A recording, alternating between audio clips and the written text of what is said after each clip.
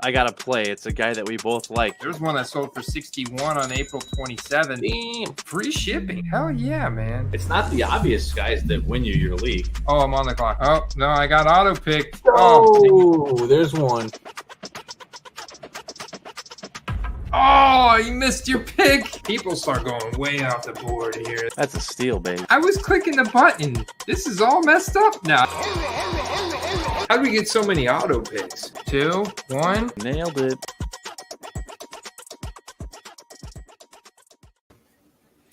Welcome back to the Football Card Quest. We're in the midst of peak preseason football, entering the final week of preseason. It's fantasy football draft season, and the hype for some of these players is getting crazy. Kenny Pickett is one of them. We're going to talk about some immediate buy, hold, sell analysis for football cards. We're going to pull up eBay Live a little bit later on in the live stream. We're going to hop into an Underdog Fantasy Best Ball Draft. They've got a new format.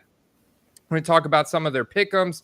I've also got some buy, hold, sell questions for Steve. I've also got some injuries that we want to talk about, and we can't have a stream because Steve and I haven't talked in a week without getting Steve's take on the whole Panini versus Fanatics thing. Steve, welcome to the Card Dog. How you feeling tonight, man? Feeling good. As we talked earlier, if you guys are in the Midwest right now, you are feeling the heat, man. And we are feeling the heat for the beginning of football season. If you have your home league drafts, they're probably either this weekend or next. I try not to overcommit myself for home leagues, but I think I'm doing like 8 this year after I said I would do no more than 4 last year. So I'm sure you're in the same situation, Andy. But that is why we like best ball, and that's why we will be doing some best ball drafts tonight. And you guys should consider jumping in with us as well. Absolutely. So yeah, we're definitely looking for. Actually, got to get the brand fixed up here. Got to get the Underdog Fantasy up at the top there. We'll definitely be getting over into that here in a little bit, and we'll talk all about that. We'll look at player values and all that kind of good stuff. But right off the bat, Steve. Man, so right off the bat, Kenny Pickett, in 5 drives that he's led this preseason, he's had 5 touchdowns. And right now, over the past 7 days, Kenny Pickett has the most added rookie cards to the PSA database. This is from all his rookie sets. This is just all 2022 Kenny Pickett cards added to the PSA database in the past 7 days. He's at 1,192, almost 350 more than Brock Purdy over the last 7 days. Almost 450 more than Desmond Ridder over the past 7 days. And so I'm going to talk about what some of these other columns mean here in this app. But just looking at the recently sold data, like you had this Obsidian Color Blast pop off here earlier. How much do you think this thing went for, Steve?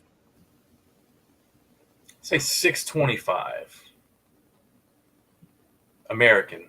625. So it gave me a Canadian. I have to do that. Okay, 705.74 is the approximate U.S. calculation. It's kind of a complicated one with the Canadian dollars, but it did give us here. I don't know if this is an update to the eBay web app.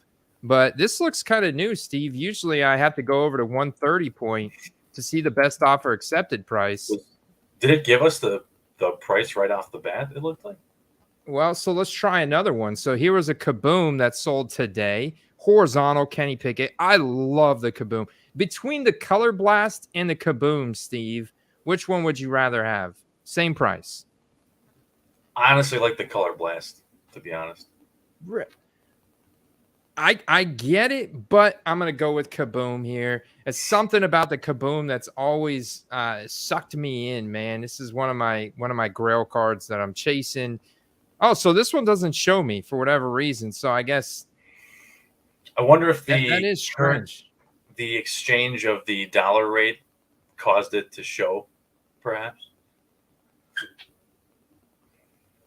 Yeah, maybe. I'm tempted to go pull up 130 point and pull it up, Well, and maybe we will here you in asked me a. on the last one. What's your guess on this one? Yeah, I'm gonna have to go pull it up now. So it was listed for 950. I can't see it going for too much less, especially whenever I see the Obsidian Color Blast going for 705. So I'm gonna guess, Steve, 850. Okay. Let's see what the Let me verdict see. is. Yeah, so while I'm pulling this up on 130 points, Steve, what I want to ask you is Kenny Pickett, buy, hold, or sell for you right now? I think it's a sell. I think it's a sell. You have to remember a few things. It's the preseason. Now, I will say he's shown much more already than he did all of last year, so you got to be excited about that. But again, it is the preseason. You have to question whether or not people that he's playing against are going full steam or not. And again, these nothing that he's done actually counts for anything. So 800, wow, man.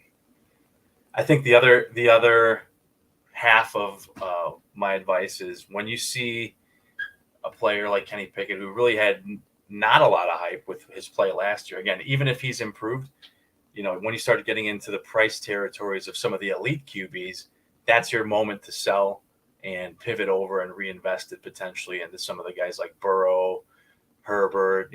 Herbert maybe even more so than Burrow because you could still buy him at a value because of the down year.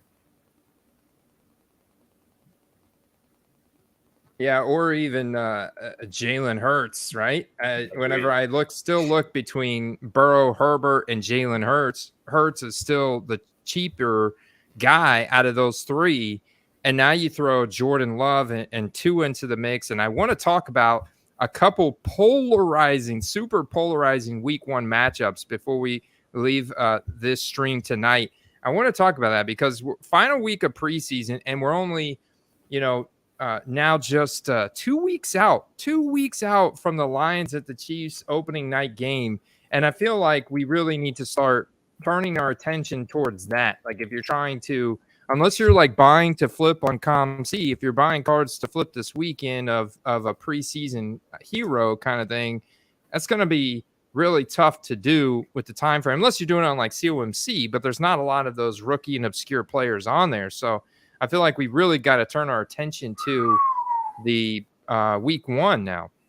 Andy, look at this, Steve. Look at that 1 month jump on that price. Yeah, the Obsidian Color Blast for Kenny Pickett, July 25th, $450.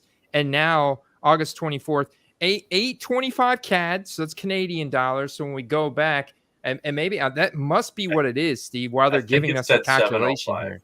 Yeah. Yeah, okay. So it is actually giving us the real sale price there. Yeah, not the best offer accepted. Yeah. So the real sale price was 956 Canadian, approximately 705 US, and that was marked down from 705 US. It was 825 Canadian. So if you did CAD to USD and put in 805 Canadian dollars, it's 592 US dollars. So that's what it actually sold for, 592 US dollars. Yeah, that's well, okay. So it was only a $50 jump, but I don't know, man. Solid. Basically, that guy on July 25th sold himself short. Yeah. But if you rip that from a pack, you rip that from a pack of Obsidian, you probably have a lot of profit in it, and you're okay with taking the deal, moving it, putting some nice little cash back in your pocket, right? Wow. Look at that. This guy got his graded, and look at the price difference. Yeah, I noticed that on the Kaboom too, Steve. So the BGS 9.5 here, which a lot of people compare to a PSA 10, this thing went for $1,000 in an auction June 21st. And I know, look at this, Steve, the Kaboom Kenny Pickett horizontal that when we were looking at in a PSA 9, and this is just earlier this month, August 8th, It sold fixed sales, full price, $1,299, August 8th, compared to a raw, two raws actually, 800 and 800 here in the same month. And this one was just today, which 800 seems like a solid transaction. But then you see the 9, it's like, wow, a lot of cards, raw and 9 are the same thing, but not in this case. So it looks like there's just not a lot of them graded, for one. And I think if I can take a third viewpoint on this, is if we learned anything from the Trey Lance saga, is some of these young guys get a little steam going and people just pile on the money. So if you're holding on Pickett, now's a good time to get it going, get it rolling, get some profit out of him. I'm sure at this point you probably have a lot of profit in him if you bought anytime last year, and either roll it or hang on to it. But I think that there's a lot of good buying opportunities even now. Like you said, Hurts still priced well below some of the other top QBs. I mean, the guy was the points per game fantasy quarterback last year, the number one. Yeah, I love that stat, man. I love that stat. So if you're just joining in, guys, we are correlating player performance in the NFL, fantasy football projections with what we're finding in the sports card market. We're looking at sold data. We're also looking to try and snipe some active listings tonight. And then we're going to hop into an underdog fantasy best ball draft, talk about their pick'ems, some of their new best ball formats. If you're not familiar with what best ball is, just stick around. It's super fun and easy to play. We got Derek. Derek was first. Congrats, Derek. You're always on Lombardi time, man.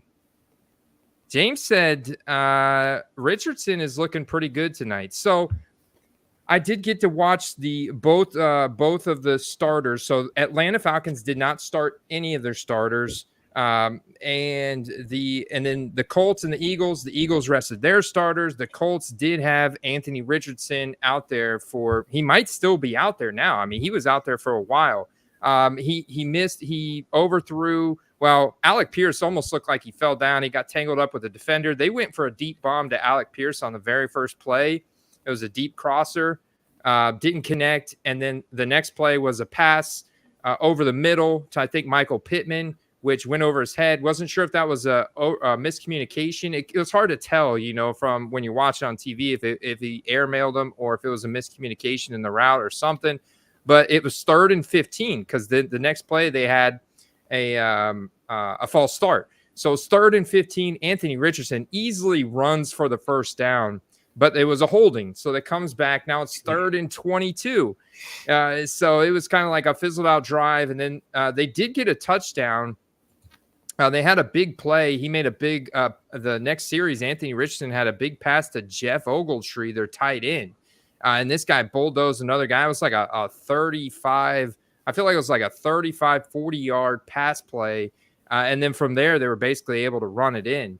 So Anthony Richardson, yeah, it looked solid. It wasn't like anything that made him jump off the page, but it wasn't anything to really hurt him. And I thought all in all, he looked okay. Michael Pittman did get hurt, and he limped off the field before I stopped watching. And I know we want to talk about injuries. You've got some other guys, and this one was brand new. He limped off the field, and he stumbled into the injury tent. I'm sure he probably didn't come back. So that one was an interesting there. And I just started thinking about the Colts offense as a whole, Steve. I think they're going to be okay. But I look at teams like the Jags. I think they're going to be really good. I look at the Titans in their division. I think they're going to be solid again. And then I look at the Texans and the Colts. And I'm like, I think the Texans and the Colts are about the same to me, Steve. The thing that those teams both have in common is terrible offensive lines. So it just goes to show you, if you look at a lot of the top teams in the NFL last year, they have one thing in common, and that's a top O-line, from the Eagles to the Lions to the 49ers. For the most part, all of these teams have very good or elite O-lines, and the amount of time you have throwing the ball a lot of times dictates your success in the passing game. So I think that is something that maybe we see an improvement out of in the Bears this year, and several other teams that have young QBs, maybe even the Washington whatever they're called this year's. Yeah, yeah. Right now it's the Commanders, and we'll go ahead and bring in Sam Howell into this conversation, who hasn't done anything to hurt his stock. If anything, his stock has gone up throughout this preseason and training camp process. He's been officially named the starter for Week 1. They have a smash matchup against the Cardinals. We know that. So, Steve, we were on this page earlier. I want to come back to it because our man Jarritos, the developer behind this app, reminder, if you guys want access to what you're seeing on the screen, you get that through our patreon.com/footballcards program. And then you'll also get access to all the other perks and benefits of our membership program. Just check it out. It's in the description below, or you can just go patreon.com/footballcards. But what he's added, Steve, is our hype index score, that I've had to manually put together the last couple of years. He has figured out a way to automate that with all the same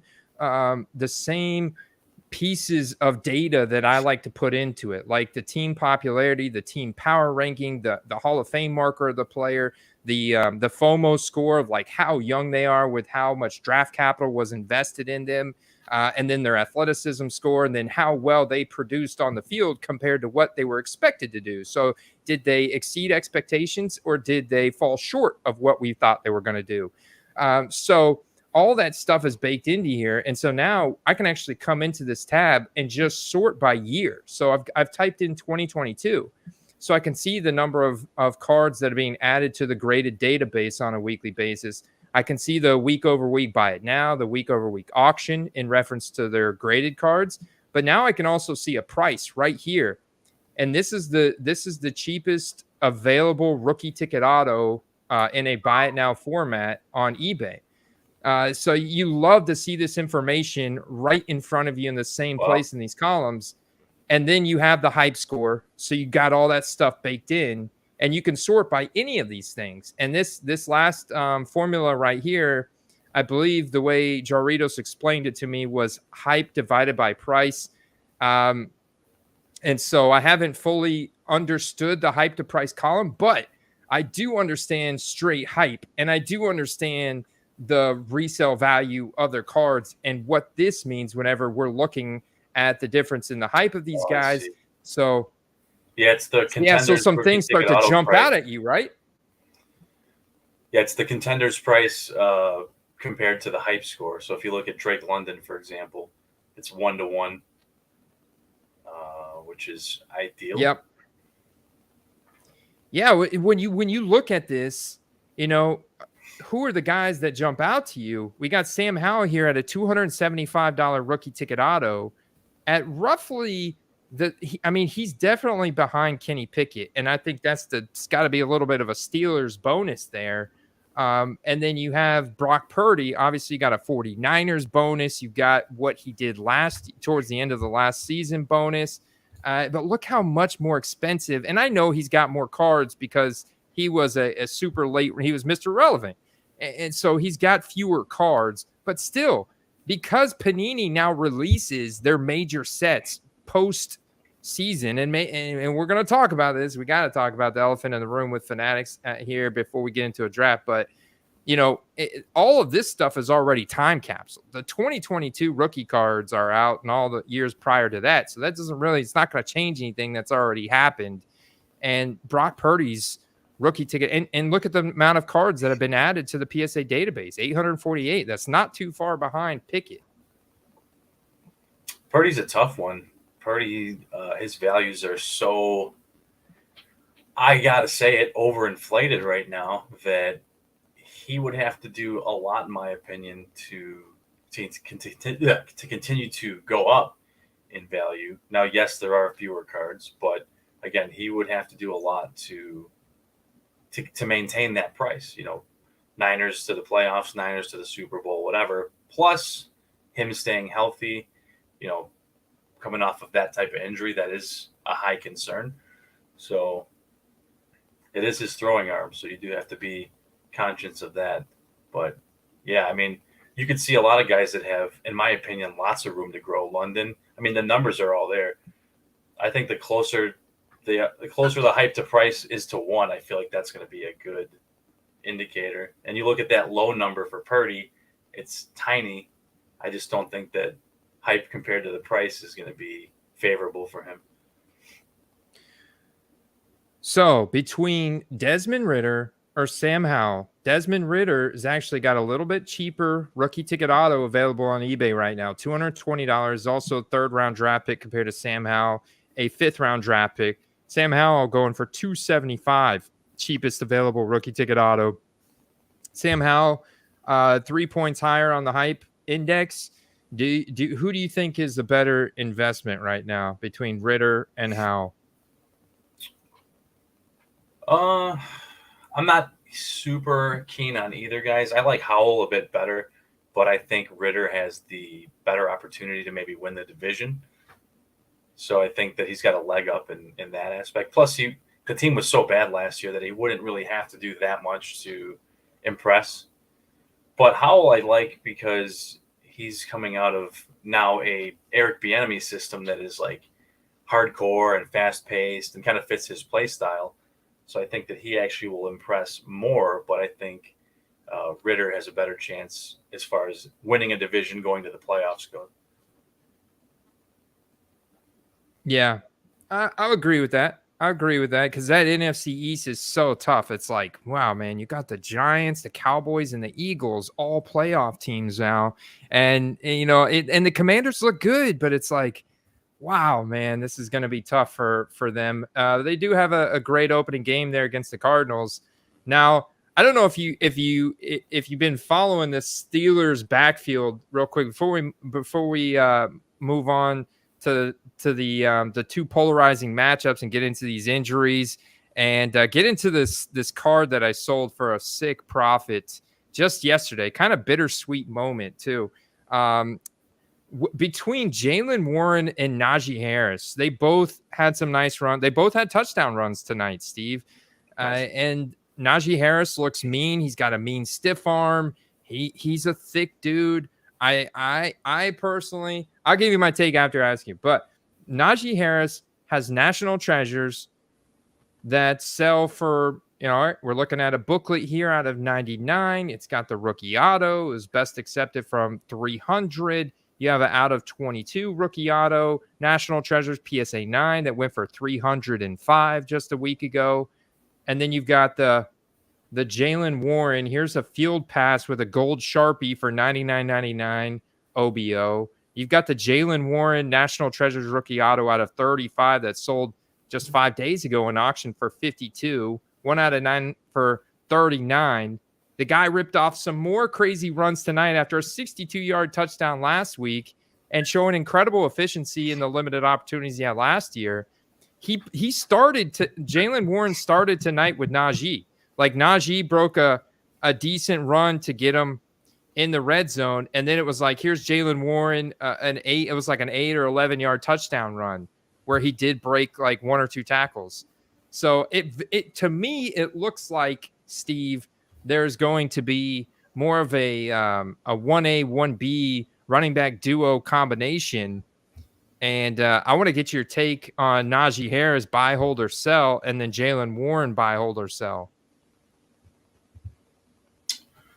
I think it's another example of, we talked about a little bit of this last week, like it's a 2 running back ecosystem. And for a lot of players, that's something that really hurts both guys. But I think these guys are so different that it doesn't necessarily hurt either guy. It allows them both to be a little more productive because you have one guy that'll just wear the defense out and the other guy to come in and just torch them after a couple carries.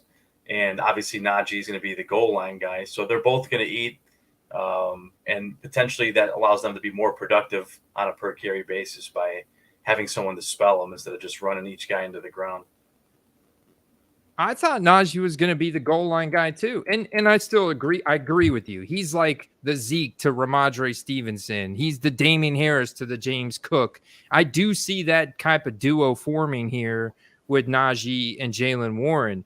But it looks like, I don't know, man. I think that there is quite a high ceiling for Jaylen Warren. I think he could eat into more of the Najee workload than we kind of think right now. This could end up like a 50-50 where both guys are productive And I think Jaylen Warren could be a massive winner from this, just looking at his current prices. And it helps that brands like National Treasures was just released. I mean, just released. So it's being broken and ripped and making its way to the secondary marketplaces. And it seems like there's an abundance of supply right now when you look at it. But that's just because it's hitting auctions. Look at these. Look at all these auctions. These are all auctions because they're all dealers that just need to move product, once they rip it. So I look at all this Jaylen Warren as a massive opportunity that a year from now, he's like a mainstay. He's a household name kind of thing, kind of like George Pickens, on limited opportunities. George Pickens hasn't been incredibly efficient. Steve, he made another big catch tonight, and it was like he didn't have separation at all. But here's a guy is winning 50-50 balls. Like that guy can win 50-50 balls like nobody's business and puts up crazy highlights. So he's going to sell, plus that Steelers brand, That seems to be the report out on him, is the separation is not very good, but even the contested catches seem to be his like 89% of the time. So that's a pretty good situation for him, especially in the red zone.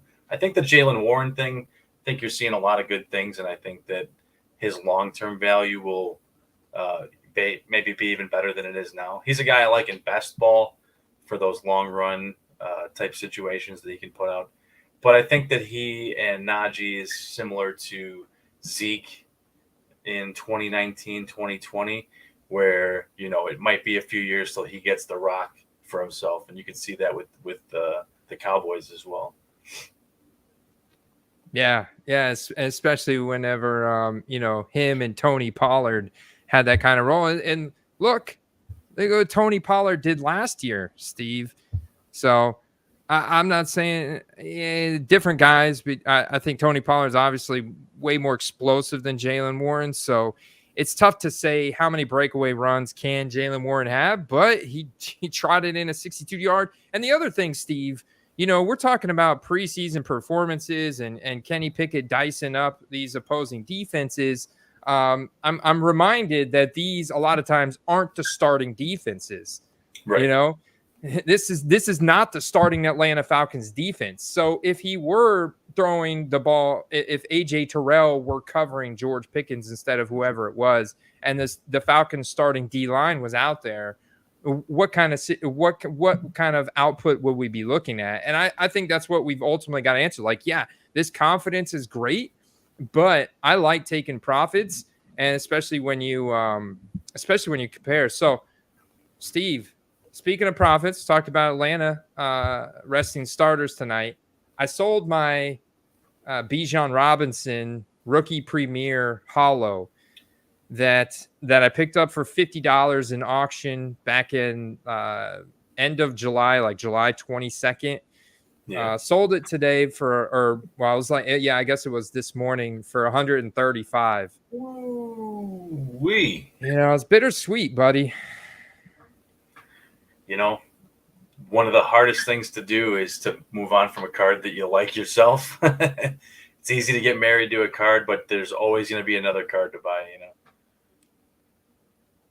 So I bought the same card, I gotta pat myself on the back. I feel really good because I've had multiple guys reach out to me in the Discord about their success that they've had this preseason with the Premier Hollows.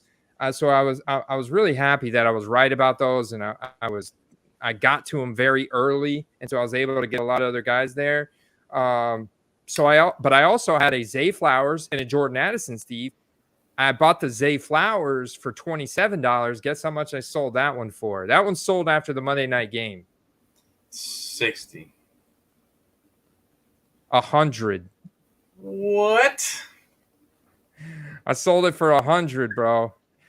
So, and I raised the prices. So this is a perfect segue into Fanatics versus Panini, because when the news dropped, my initial reaction was like, holy crap, how's this going to affect the rest of 2023 releases?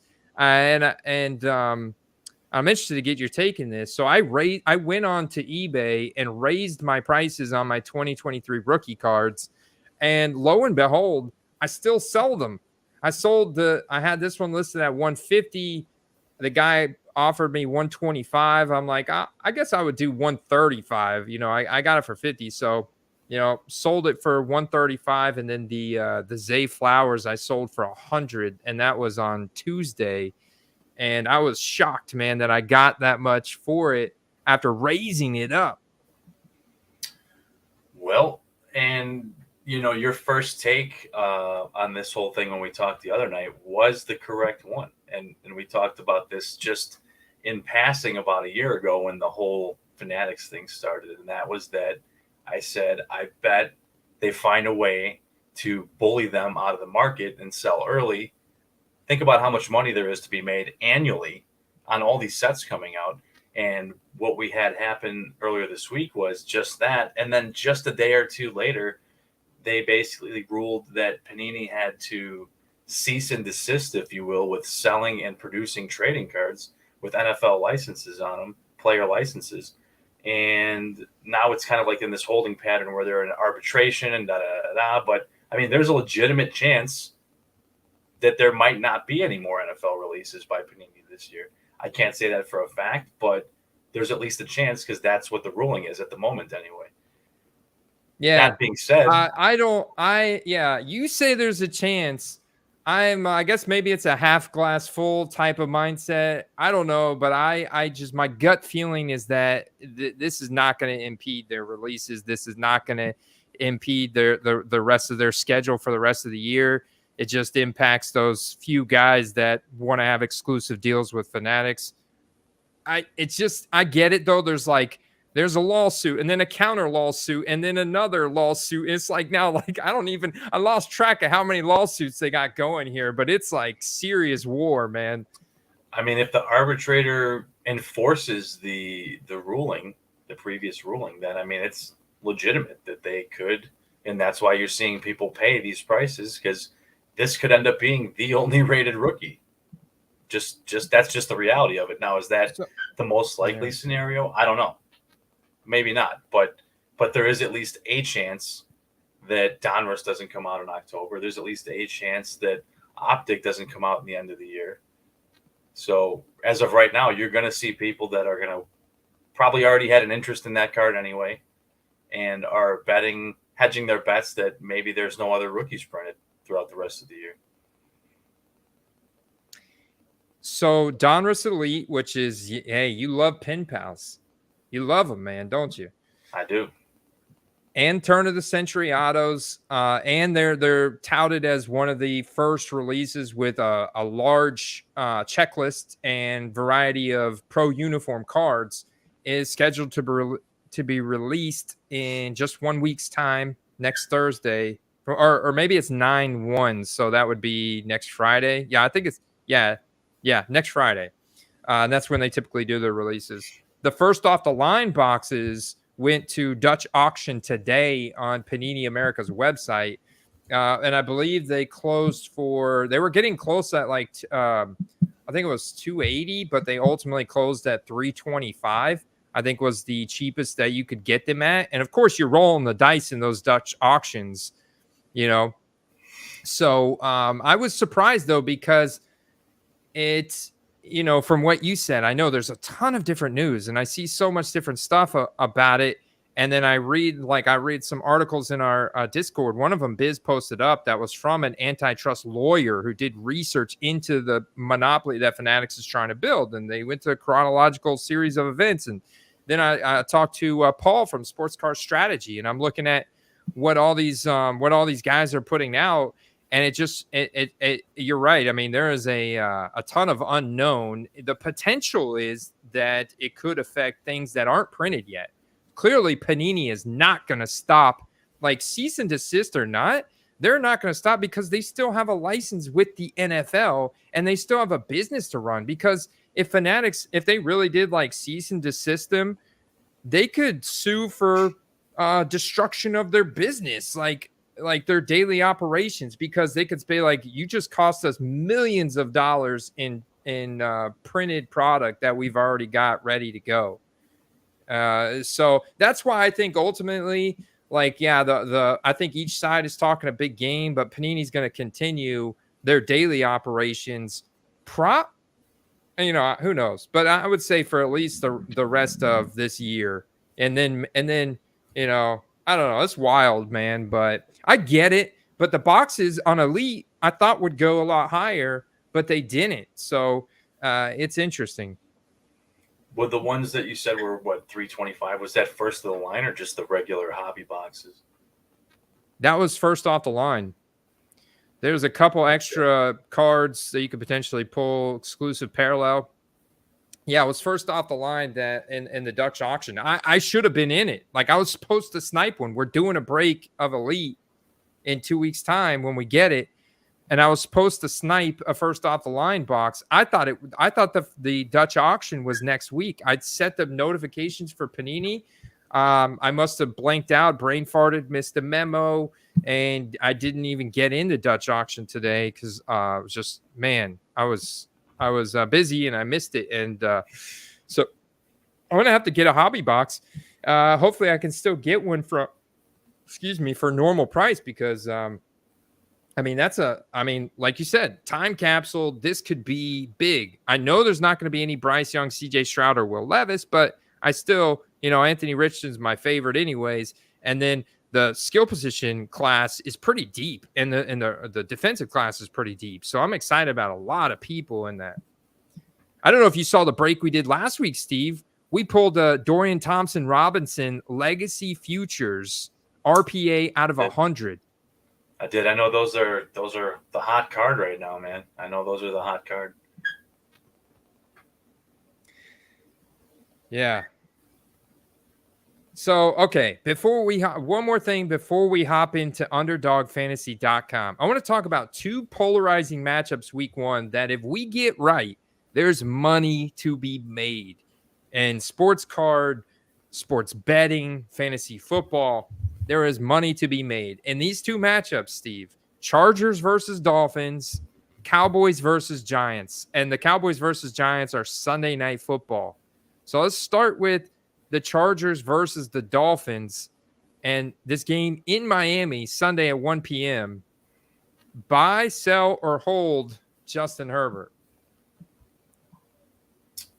That is a buy or hold for me because I do actually think that being in Miami, that I'll give Miami the edge slightly on that one, but he's going to make people realize that he's as good as he was, if not better than he was 2 years ago. And their new offensive system, I think, is just going to kind of do for them what the Vikings coordinator did for them in that pass volume. Yeah, man. I feel like Justin Herbert is a guy that could potentially beat you this year. You know, playing with the cracked ribs and having the terrible ADOT or average distance of target last year. You know, you get the Dallas Cowboys top 3 pace of play offense from last year. You get that offensive coordinator that's run that offense for years. You know, Mike McCarthy ain't running no offense. You know, Brian Schottenheimer's been there as a consultant, some kind of guru. That's, you know, so I am a little concerned about the Dallas offense, but I digress because Kellen Moore comes to the Chargers, and I feel like Justin Herbert could be supercharged. The guy that broke the record for rookie quarterback in passing touchdowns and stuff. So I feel like Justin Herbert could get his career back on track. Looking at the prices right now, people are valuing him that way, with apparently his cheapest rookie ticket auto available for sale on eBay right now at $3,650. Oh wow! So he has begun to swing back towards the top. It looks like. Yeah, so we'll check and see if people are that bullish to actually buy as well. So this is where we're looking at available with the hype, and so now we'll pop over here and I'll pull up Justin Herbert to see what his rookie ticket autos have sold for. These aren't very common anymore. They're pretty rare, in fact. Yeah, and if you look at these drafts as well, you know, he's going quite a bit later than Burrow, which is, you can be using that to your favor because, you know, realistically, towards the end of the year, they're going to have similar fantasy numbers. So I find these Probstein auctions typically go under especially what a DC Sports 87. You get yourself into DC Sports 87 on Monday night now, you're kind of like, you're in prime time there. So these Probstein auctions, though, they go under. Like, look at this. PSA 9, 2 PSA 9 Justin Herbert rookie ticket autos, one for 2,000, one for 2,181. That's pretty far under the 3,600 that the next person wants. Yeah, that's pretty interesting. I don't know if that's just I'm not seeing anything near that number. It's on the that championship one is out of 49, so that's not a good marker there. No, but it tells me that in auction, because there's a lot of Probstein auctions. Some Probstein auctions I've seen where it's like, man, that's clearly shill bid. Other ones, though, most of them I think I've seen they tend to go lower. I don't know if it's customer service or maybe there's a couple horror stories out there about them or what it is, but or if it's the potential shill bidding and ghost account stories. I don't know what it is. Well, it could be a variety of those factors. There's definitely a rep that that account has that in many cases isn't good. I've had one situation with them that I wasn't too fond of, but I haven't necessarily stopped bidding entirely. If there's a card I want, especially if it's graded, I'm not too worried about it. But okay, see that seems like, to me, the Burrows seem like they're still going for more, and I think these numbers are showing that. Yeah, this wild card one is interesting. I like the pop that wild card gets, but I want to ask you something. I'm curious if, because this card says wild card and not rookie right above ticket, do you think that has impacted the sold value of this? No, it's here's the thing. It's a short print variation, just like the playoff ticket, just like our Super Bowl ticket. Like Super Bowl ticket's the 101, right? So if it says Super Bowl ticket, would you fade it compared to the rookie ticket? You know what I mean? I think the people buying these I think the people buying these know, what the little differences in the card are. But I get it. Like, ideally want one that says rookie on it. I think as long as it has the rookie card logo, you're probably in the good. Yeah. It may have had something to do with the ending time. 1600 Pacific. That would be 3. So no, I guess that would be 7 p.m. Eastern. So it's a little early from what I think is optimal. You also have maybe it was this, only 96.8% positive on this seller with not a whole lot of feedback, and they're not a top rated seller. They don't have the little star. So what about maybe that had something to do with it? What was the starting price? I think that if you look at the number of bids, I bet it was a high starting bid. Oh, it was. Starting price was 2,500. So, you could tell that was the starting price or near it because of the number of bids. If it was not the case and it went for 2,400, you'd have 20 bids, 30 bids, 40 bids plus. See, look at the one right under. So do you think that is a good indicator to prove to people that you should start your auction at 99 cents? Yeah. A card that people are going to search for and want, when we call the high liquidity cards, for example, like they're going to get what they go for typically or more, because there will be people actively shopping for them, like the rookie ticket autos, like the serial numbered rated rookies, like color blasts, things like that. So, if you're listing like a more obscure, lesser desirable card, you may want to just stick to buy it nows only. But cards like this are always going to fetch whatever the market deems their value is. All right. So between the Chargers and the Dolphins in Miami week 1, who do you got winning that game? It's in Miami.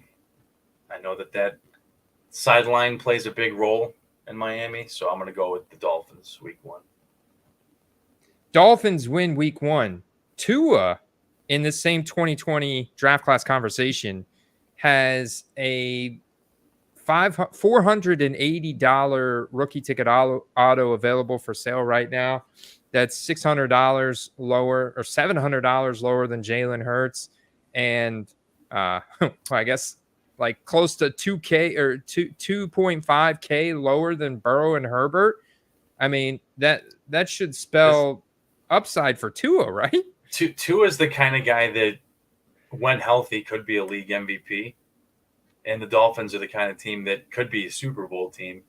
So when you look at his prices, people are just terrified of the concussions, which you can't blame them. But, Andy, I don't know if you've been paying attention to the news. It does look like there's a high chance that Jonathan Taylor ends up getting traded to Miami. And I think on that move alone, you see a big jump in Tua cards. Yeah, I see he's been connected. I find it hard to believe that the Colts, with a rookie quarterback, cannot figure out a way to get Jonathan Taylor at least paid as an RB1. Like, give him Saquon Barkley type money or something. Like, to meet the market equivalent of an RB1. Like, I don't know. What would it cost? Like $12 million a year? $12 million this year? Do you think that would appease Jonathan Taylor? I think it probably would. I mean, he's in a contract year, so give him a 1-year contract, restructure it to 1 year. Say, dude, you prove yourself this year, and then we'll renegotiate in the summer. I see it because, I mean, look, they got a rookie quarterback. Now's their time to do this. If anybody's, I feel like the Dolphins, yeah, I know they have interest. I just don't know how they're going to pull it off, or I can't imagine they have a whole lot of cap space left. I think money is one aspect, and I think that what Jim Irsay had to say about the running back market has a bigger impact. And think about that being your head coach. Probably not welcoming if you're the star running back in your franchise, and your coach, your ownership has negative things to say about running back salary demands. So I think that plays a big part in it. So plus, I mean, realistically, yeah, he's only 24, but wouldn't you want to play for the Dolphins instead and maybe go to the playoffs and win a Super Bowl? Yeah, for sure. So, I mean, Tua is a guy to buy into. I think that would give an immediate little bump, like, oh, okay. Maybe they could, it's just great, especially when you had Devin A-Chain, who people were excited about, and he got banged up. Now, from what I understand, Steve, it's nothing serious. Why don't you give us an update real quick on injuries? I know you had a few of them that you wanted to update me on, and maybe Devin A-Chain was one of them. I think, he got injured the other day, but I think the bigger notation on that is that he seemed to be coming in real late in the rotation, and maybe he moves up as the season goes on, maybe not at this point if they end up making that trade, but he was kind of coming in as like the fourth running back right now. So that's the bigger concern than the injury at this point. Maybe that changes as the season goes on. You got to wonder, is it a pass protection issue? That would be a big deal with Tua having all the concussions last year. But some of the more new news on injuries, I know you probably heard about Jackson Smith-Njigba with the broken wrist. There's speculation he could be ready for week 1, but some of the medical, analysts on YouTube seem to think that that's way too optimistic. Terry McLaurin with a turf toe. They haven't quite divulged how serious that is. That could be the kind of degree 1 turf toe that's not as bad. Tier 2, which would be more of like a multi-week absence. So that's something to keep an eye on. Cooper Kupp's practicing again. Looks like he's going to play week 1. So a lot of people are a little scared about that for no reason. Judy tweaking his hamstring in practice. Several weeks, Andy. Several weeks. He'll be out. A hammy, huh? A hammy. I hate those. We often talk about throwing that injury-prone term around loosely, but is Judy starting to look like that's a thing for him? Yeah, and I hate it, man. You hate to see it. But and Judy is I mean, Russell Wilson needs all the help he can get. I'm just gonna go ahead and sink my money into like Marvin Mims or maybe a big Javonte Williams comeback there. I think that's where I'm going. Otherwise, I'm out. I actually just sold my Russell Wilson Prism rookie. I broke even on it. Sold it for $50. I'm out. You're going to potentially see a couple early season games from our guy Marquez Callaway, Andy. Ooh, okay. That's interesting one. Just throw it up to him. Let him go up for the 50-50. He is Sean Payton's guy, man. If you remember, he had a pretty not prolific season. Yeah. That's right. Yeah. Dude.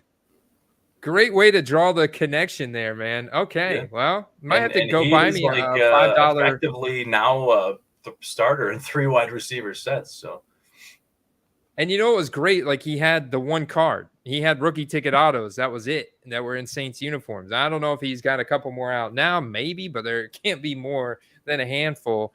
And I remember we were able to buy this for like $5-10. In the preseason, they went up to 100 because it's so few. They don't release cards in like that anymore, unfortunately. But in terms of the schedule when they release them. But man, Marquez Callaway, that's interesting there, Steve. Great sleeper spotlight. Yeah, you want to talk about like a low leverage gamble? You could probably get one for a couple dollars, and if he has, a big boom game or something, you could be looking at like Dearness Johnson type hype from a couple years ago. Very true. So, and this one may be a little biased for you. Between Tua and Jordan Love, because I'm looking, they've got similar hype. Actually, Tua on paper's got more hype, but I could argue that Jordan Love right now, by playing in the preseason, has actually built himself up more hype. They have rookie ticket autos about the same price, right around $500. Which one would you rather have through week 1? And I know the Packers are playing the Bears. This is a dumb question. I know you're going to pick, but I figured I'd ask you anyways. Are we talking about just for week 1 or just for the course of the year? What should I rather buy for the course of the year? Yeah, just for like the beginning of the season. The first, you could say first 3 games, like look at that like beginning stretch there. I mean, I think that, Tua being like established. We lost Andy. I'll go ahead and answer that question, Andy, until you get back here. I would say Tua. Hey, welcome back. Can you hear me? Yeah, I'm here. Okay. Sorry, going, Steve. I knew there was something wrong with my stream because I looked up and the clock, it had us at like 29 minutes in, and I knew something was good. It was like frozen, and I felt like we were behind. So, anyways, go ahead. You were talking about Tua or Jordan Love, and I didn't want to slow you down. I had to refresh. I think even though Tua is more established, I'm going to put them on an even playing field as far as how much hype they could generate from the first 3 games. Only because Tua has the injury question mark, whereas Jordan Love has the inexperience question mark. But I know I'm going to be a little bit biased, like you said, but I do think that the Bears win week 1. So I do think that puts a small pumping of the brakes on Love, although his organization seems to think that he's like a future Hall of Famer already. But I got to say, I think if Tua plays well and just stays healthy for 3 games, you're going to see a massive spike because his cards have already hit those levels that Jordan Love hasn't been anywhere near. So I got the chat. I'm like catching up with the chat here, and Rick Dickow said Izzy Abanikana's got a knee injury. Steve. Oh well, I guess Dalvin Cook signing was probably a good thing. All right. So are there any more? The chat is not updating for me. Yeah, well, then you might be in the same purgatory I was stuck in. I'm happy to be refreshed now, Steve. So I got one more matchup, and then we're gonna hop into underdog fantasy. The other big polarizing matchup, like I said, Sunday Night Football, Cowboys versus Giants. And I think if you get this right from a card perspective, right, Like we just talked about with the Chargers and the Dolphins, the opportunities there. Sunday Night Football, Cowboys versus Giants. Who you got, Steve? Like, who do you think is going to win this game? We talked about this a while back, and I think a lot of people were shocked that I said Giants, and I still say Giants. Giants. All right. Well, they're playing it in New York, so they get the home field advantage. All right. So I would guess that means a bye for you on Daniel Jones.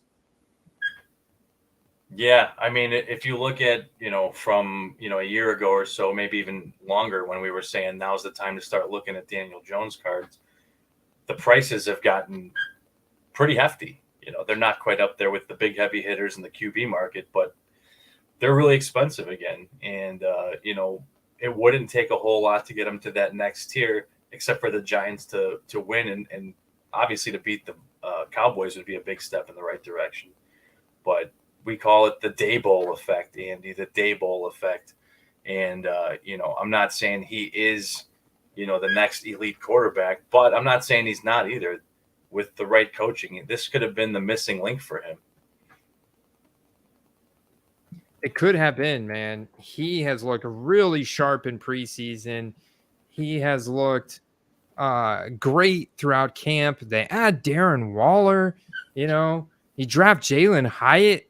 This guy, Jalen Hyatt, is starting to look more and more like he was not a gimmick player in Tennessee. I mean, he looks pretty good. Like, he looks like he could be the real deal and actually carve out a nice career for himself in the NFL. So, and I see his prices going crazy. Like, base score rookie autos, non-serial number for $30.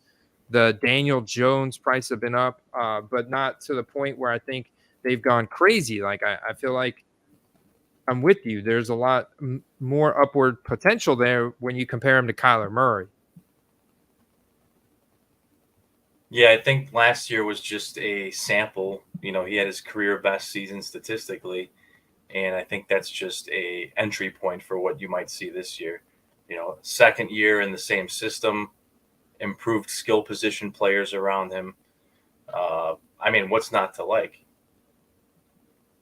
Yeah, and then you add on that Brian Dable effect, and you've got yourself a recipe for success. Cowboys fans aren't going to want to hear that, especially when we haven't seen like their first string offense play a game. What Micah looks like now, after getting banged up a little bit down the stretch last year, and then what this new Dallas Cowboys look offense. Obviously, Deuce Vaughn has busted on the scene in a big way.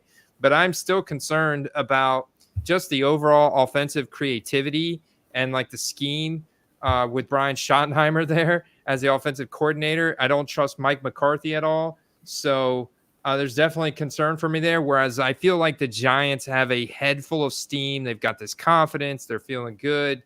And Brian Dable is a very creative play caller and head coach. He's inspirational, and I think the guys will they'll rally around him, and they'll probably get this done on Sunday night at home, week 1. I think that's going to be big for Danny Dimes' values and whoever he brings along. I'm not saying it's going to be like a blowout or anything. In fact, I think I'm pretty high on Dallas this year, but I do think that a lot of people have just written off the Giants, but we see that year in and year out with guys that kind of get cast to the wayside and quickly surprise people when they come to form. That's right, man. When they come to form, watch out. Andy, I got a question for you because I know you love this guy, and I know a lot of people like Trey Lance, and there's a lot of news, a lot of memes going around, Trey Lance memes going around. So I got to ask, I know you're a big Sam Darnold fan like me. Just kidding. I know you're not. But your opinion, because I have a number in my head, but more than one game or less than one game? How many games does Sam Darnold start this year? Well, I don't think he starts any unless Brock Purdy gets hurt. I'm a believer in Brock Purdy when he's healthy in that Kyle Shanahan offense. I think it's just still way too good.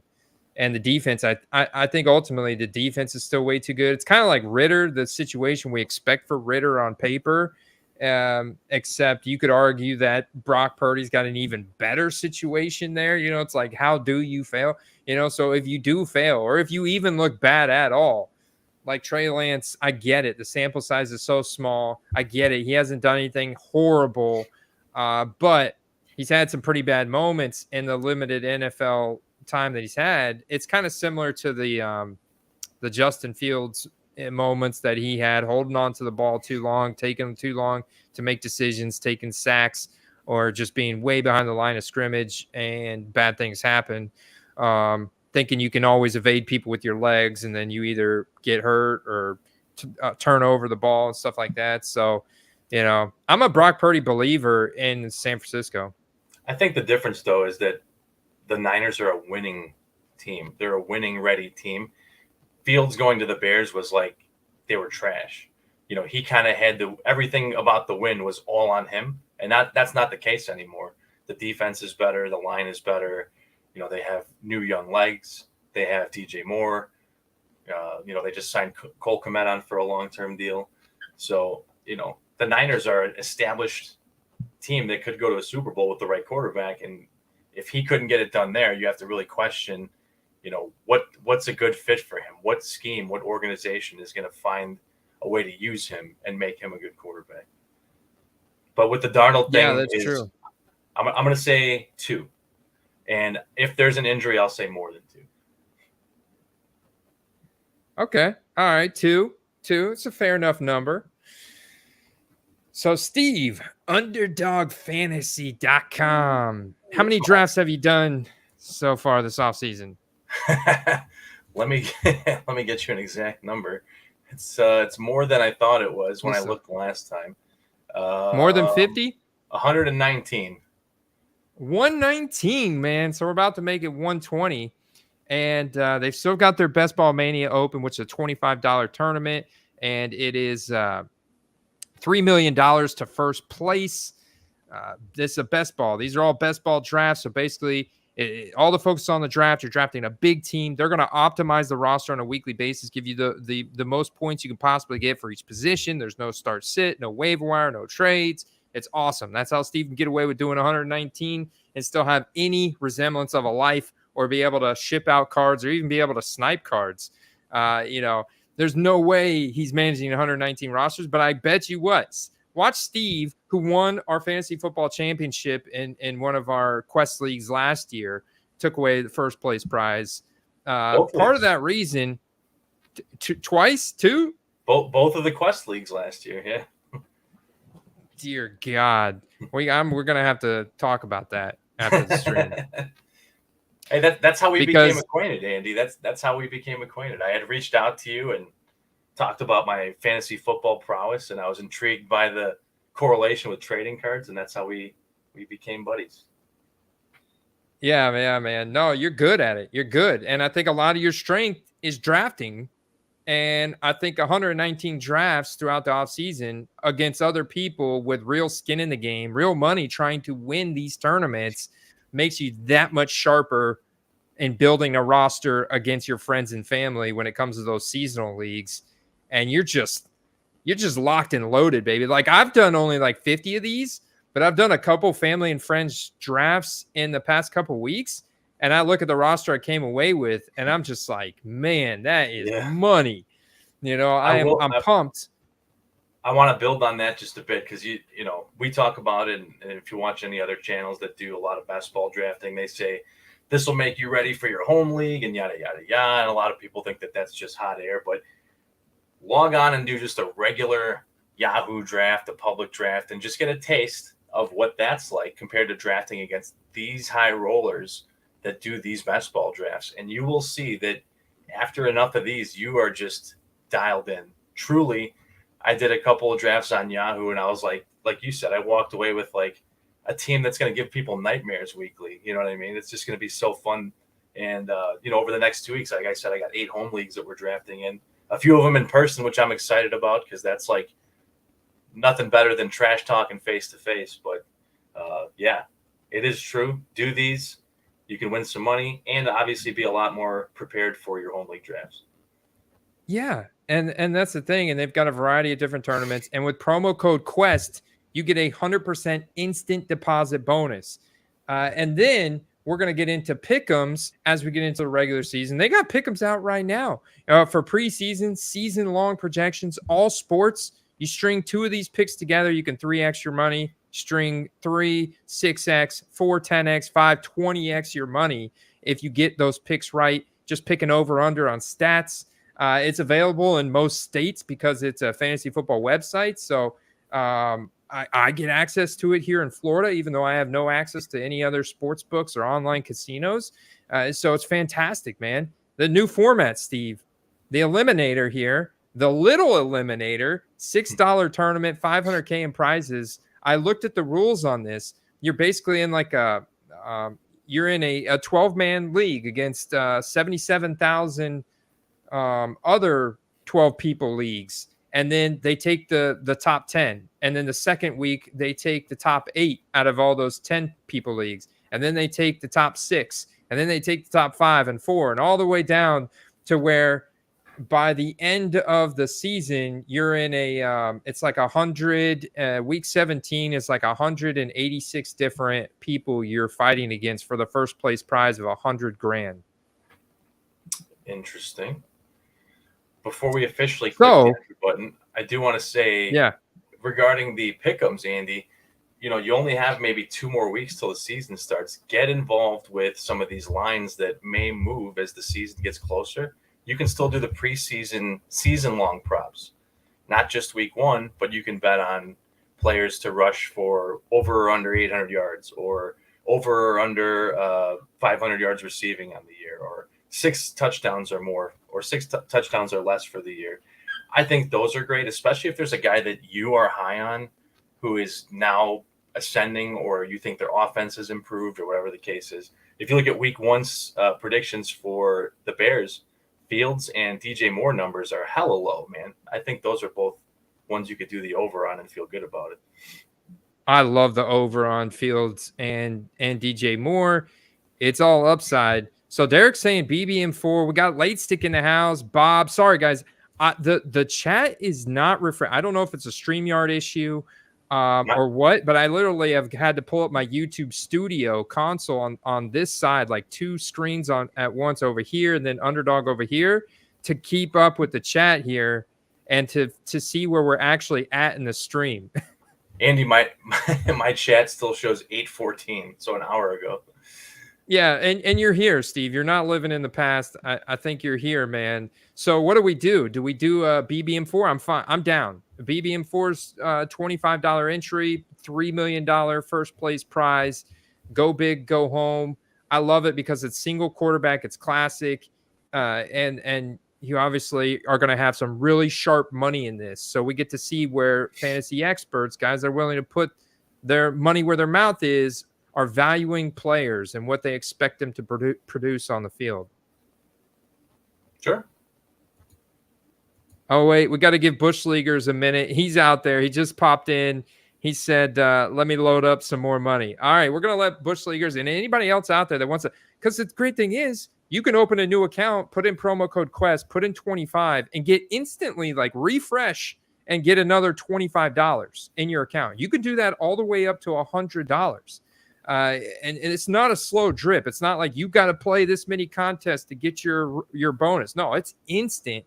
So I love the customer service, the user interface, the different variety of tournaments they have on here. They even have pick'ems for the hot dog eating championships and esports and other kind of crazy things. So promo code Quest, guys, if you're new to Underdog Fantasy, and you can draft against us here in just a minute when these guys are ready.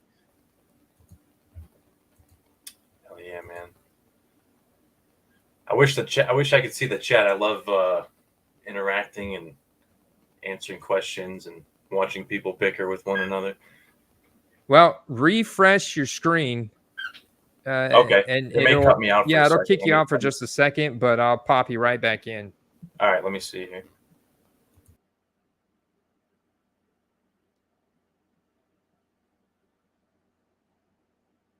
Five aces, 88. Yes, you can do this in California. 100%. I am 100% positive. Oh, whoa. Justice Tyrone pulled the trigger on a Sam Darnold Prism 1 of 1. Congrats, man. I'm afraid to ask how much you paid for that. Yes, you can do this 5 Aces 88. Underdogfantasy.com or get the Underdog Fantasy app on any of your smart devices and put in promo code QUEST at sign up. We'll get you that 100% instant deposit. You can get in this draft against us. The great thing, we can draft against each other and have the fun of the draft and then play against each other until the playoffs when they consolidate into that tournament bracket. And you could still potentially walk away with $3 million at the end of the season. And it could be on a free ticket with that promo code if you're new to it. So if you're new, I mean, you're just massively incentivized to sign up and at least, throw in $10, $20, $30. I mean, I did the 100 to go ahead and get the max bonus back. I know a lot of guys out there did. And then play pick'ems throughout the season. You could do what? That's 8 Best Ball Mania 4s. You have 8 bullets and potentially walk away with life-changing money. It's pretty cool. Even Thundering Sports Cards out there, who's fairly new to fantasy. He was brand new to Best Ball last year. He just drafted based off projections and just trying to fill his roster for each position. And he ended up walking away with $250. So it was pretty good. I pretty much broke even, I think, because I did so many. And it's interesting because your takes and the values of players, where you can get them, will change from the beginning of the summer to the end to right when the season starts. What happened to Steve? We lost Steve. Oh, Steve, I never saw you pop back in there, Steve. I was in there pretty much like right away. I was going to say, like, man, this is taking a long time for him to refresh. All right, is he good now? Yeah, no, I'm good. I see the chat as recent as 9:15, so I don't know if it's still acting up or not. But do you see Derek Richards saying you might have the worst internet ever? No, it's definitely not the internet. There's definitely something going on. No, it's something going on with StreamYard tonight. So I'll keep you abreast of any important comments here, Steve, from my console. Unless you pull up the YouTube stream and put it on mute on your side. I guess you could do that too, to see the to see the chat here. But we're gonna go ahead and hop into a Best Ball Mania 4. We're gonna do it, man. It's only 2 weeks till season start. It's go big or go home. We're going 30 seconds per pick, so they go fast. They're a ton of fun. I'm ready to go. I even got my schedule over here pulled up. I even put together tiers. My man J Kid's out there. I did this last year. I'm a little late to the game this year because I did not partner with Paul Hickey to put together a full draft kit this year, but I did update my tiers with my bye weeks, with my my player tiers, great passing and great rushing for my QB 1A tier, Jalen Hurts, Mahomes, Josh Allen, Justin Herbert. There you have it, guys. I know you wanted to see Lamar Jackson, but he's in 1B. And Joe Burrow's in 1B. And 1B is elite passing with above average or elite rushing. So it's not like, 1B, those are the guys most likely to pop into 1A. Yeah, buddy. Anyways, are you ready, Steve? Yeah, are we going to do BBM4, baby. On go? Hit the yes button on go? Yeah, so I'm looking at this over here. We are live. We're literally like 10 seconds. We're on a 10-second delay, Steve, with what I see on the YouTube console. So that's going to make things a little chat. No, it's not 10 seconds. It's 8, 9, something. It's something like that. It's like 8 or 9 seconds.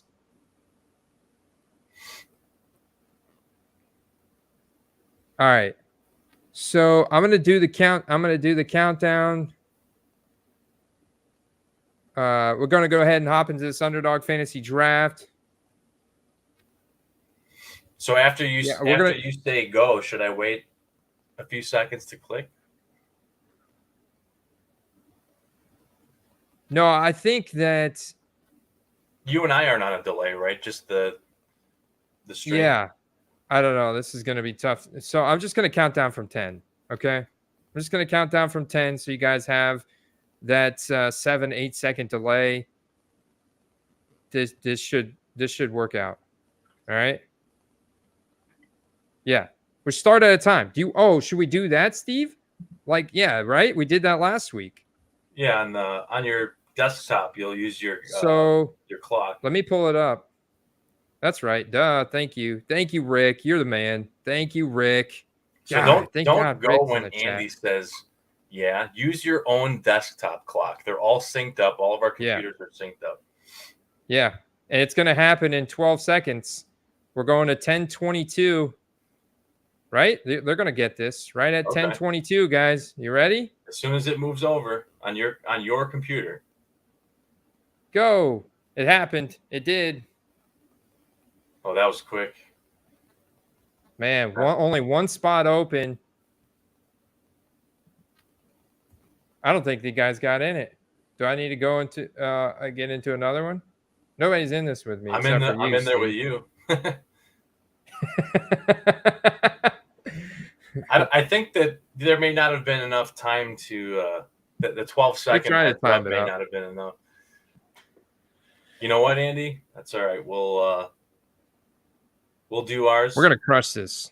We're gonna do ours and then potentially do another, maybe with a more heads up on the timer. I gave you a 12-second heads up, Derek. 12 seconds. for them, though, that's like a 4-second heads up.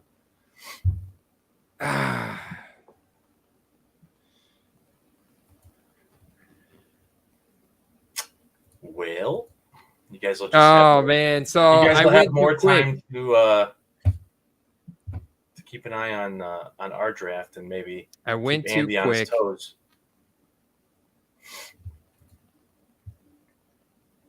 Where's the sound effect?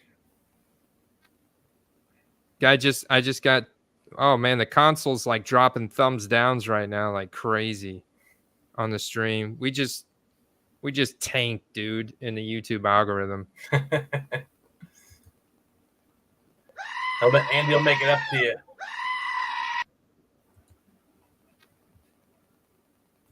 Let's see, where are we picking anyway? Say what? Oh, Andy, we're 11 and 12, man. 11 and 12. It's gonna be a lot of sniping and reverse sniping going on.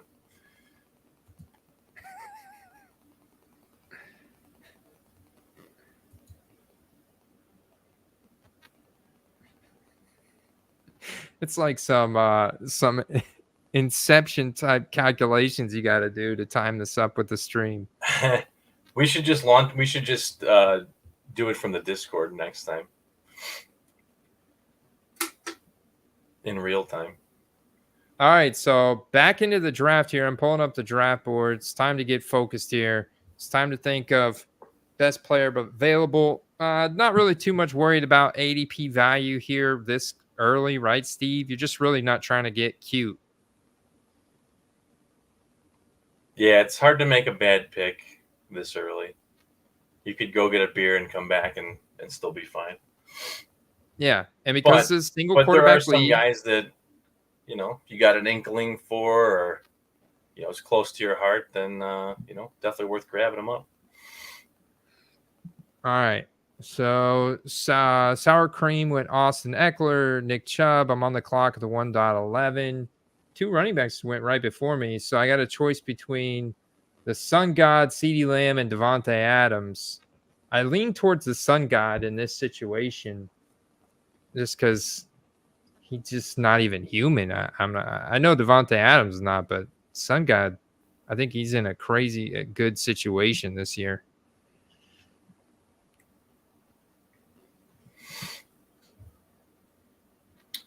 Well then, Hitman is double tapping here. CeeDee Lamb. I definitely think I would have taken him on Raw if you didn't.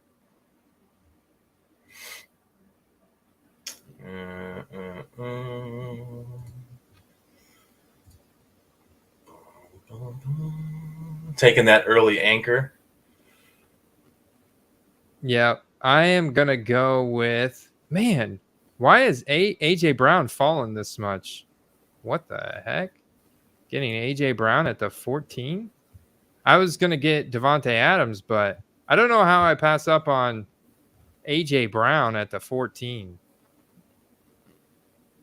That's cool. So I wonder if there's a little dip in the AJ Brown card market right now, just because of just lack of playing time in the preseason. Could be. I mean, that, and you have you've got a full healthy lineup, and most of the hype right now is on Hurts in the backfield. So, you even see dips on superstars for no reason, just because of the offseason. Most of the hype's all on rookies and guys that are standing out in camp. Yeah, for real on those guys. Derek said, I have absolutely zero concept of a delay. You know what they say, Derek? You learn by failing. I absolutely failed on the delay tonight. I don't know why my little peanut brain could not process how a delay works quickly enough. And I thought I had given you guys enough time when the clock changed to get in the same league. But now I've learned a very important lesson. Gonna have to. I shouldn't do it next time. If I do it again, then you really got to be worried about me. You got to study some Doc Brown time studies from 1988. This is when Derek brings up, you had 4 auto picks last week, bro. You can use That's more than once.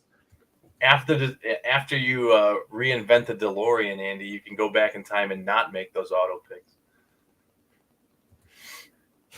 Yeah, there you go. No, if I invented DeLorean, I'm going back to like 2017 or the end of 2017 and buying every single Patrick Mahomes card ever made.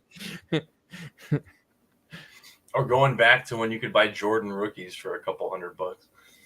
Yeah, and Brady, the rookie year, and just buying all of the playoff contenders playoff product from 2000. The trades you could make with the foresight of what was to come. Like, why does everyone want this bum? Why is he trading us for this bum?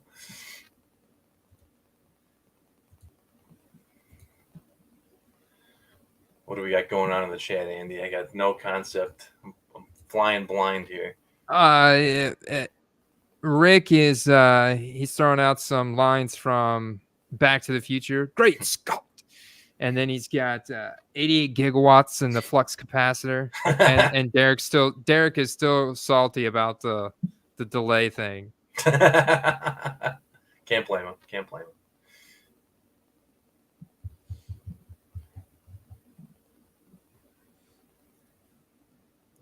All right. So we're coming around the turn here.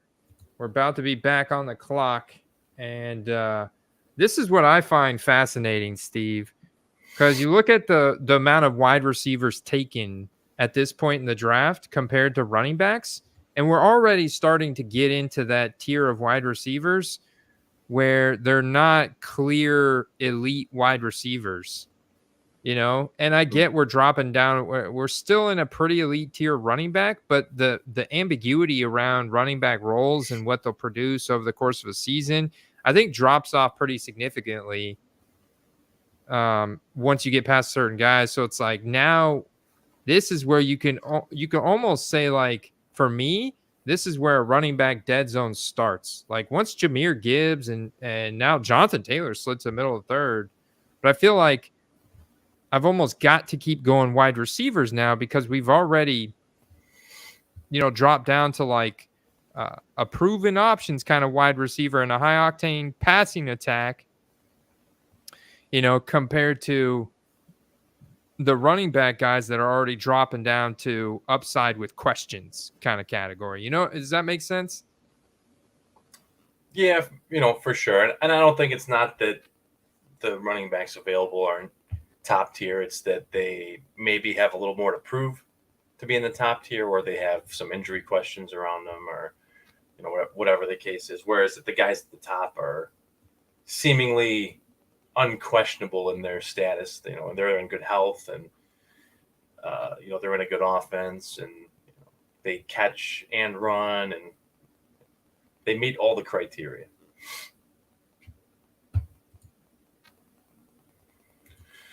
It's almost coming back around. It almost seemed like it was never going to happen. Yeah, right. And now it's our time to go. Okay, so Amari Cooper, Christian Watson, look at that, and Ramondre Stevenson. So that's where we're at. Got Breece Hall, Najee Harris here at the turn, but I look at Debo. Yeah, I'm gonna go Debo at this juncture, and then pass the dice to you. Well,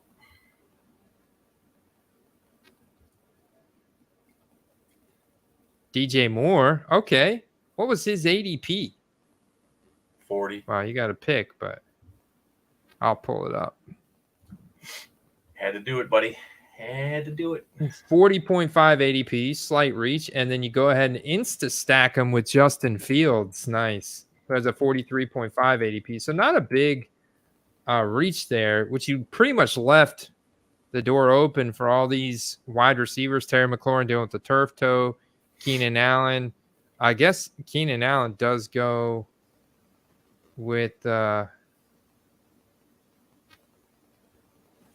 I got Keenan Allen, even though he really struggled to stay healthy last year. I am concerned that he's just getting up there in age, but if he's healthy, I feel like, okay, that's a really safe 1,100 yard, half dozen to maybe 10 touchdowns if I get lucky upside, I don't know if you've read this, but Kellen Moore is talking Keenan Allen up to the heavens this week. Oh, he's a great route runner, man. The guy can get separation in a ton of different routes. Savvy route tree, And he's not just running them out of one location. He's playing them on the outside too.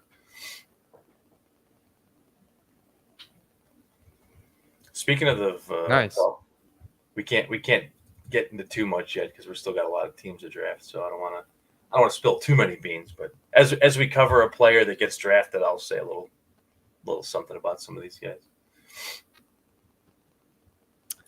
Looks like we've got a couple new people jumped in the chat here, Steve. I see Bush Leaguers. Derek. Okay, Derek he said he's cool. He's just happy he's here with Bush Leaguers, aka Rake Daddy. And then still on it, baby. Still on it. That's just life. That's just reality for Derek. Bush Leaguers said, who saw Hawkinson being dumb, saying he wants to reset the market for tight end? Bah ha ha ha ha. What a clown. I didn't catch Hawkinson saying that. No, he supposedly he said he's doing like a not a sit out, but like a sit in kind of thing, where he's going to play through it, but he does expect to get paid. Can you blame the guy? I mean, just look at the numbers last year. He's well worth every dime, and he has the right to command that kind of money. Yeah, he is. He's a top 3 tight end at this point, man. I think he needs to string. I think if he puts up put up one more season here, and then demand your contract. The sit-in stuff, man, is crazy. I think it's kind of. Here's the thing: is you look at some of the other guys that did the same strategy this year, like Dobbins, for example. But Dobbins is coming off of multiple surgeries, and he doesn't really have, I hate to say it, a leg to stand on as far as his contract negotiations. Whereas Hawkinson being ultra effective in producing, he's got every right to ask for that kind of money. And there's guys that are getting paid way more than he is, and he's still on his rookie contract. Yeah. Yeah. Very, very interesting. Dan O'Brien in the house. He said, "What's going on? Things are heating up." Oh, they 100% are, Dan. 100% are. I've had a great last 2 weeks of sales, and lo and behold, I've been listing consistently too. So that is fantastic. I got a big video coming out next week on all of that happenings. Ryan, we got Ryan from Rhinoverse, Ryan the Ripper. Ryan got just picked up today, Steve, a 2023 box of Luminance. Right. With that little gold year one logo and stuff. Some nice rookie cards with different color inks, on card rookie auto and different color inks determining the print run. I know you're a fan of those pen pals, so I think Ryan and I are going to get together this weekend, maybe Saturday night, and he's going to rip that box open live here on the channel. So definitely want to make sure you guys are subscribed and stay tuned for that. That'll be fun. One thing that's cool about Luminance is they have some really attractive inserts. I know a lot of people aren't huge fans of the base cards, and not that they're bad looking. I think it's just that everyone's got their heart set on the prisms and the optics and all that. But the Luminance inserts are pretty impressive, honestly. They are, man. I think they have some beautiful cards in that set. So I'm really excited to see what he pulls out of there. Ryan, he's he loves ripping, and he's like our pack scout now. He goes on these, gets all the sealed product every week, and then hopefully not this weekend. Hopefully next weekend or the weekend after, we'll have our hobby box of Donruss Elite, and we'll be able to rip that. And we're almost back on the clock, Steve. Entering the end of round 5. There goes TJ Hawkinson at pick 55, middle of the 5th round, right after Darren Waller. I remember earlier in the summer, it was always like Kelsey, Andrews, Hawkinson, and Andrews and Hawkinson were closer together, and Waller never went before those guys. He went more in the Kittle range. I think Waller has appreciated. I think Waller was going in like the 80s before.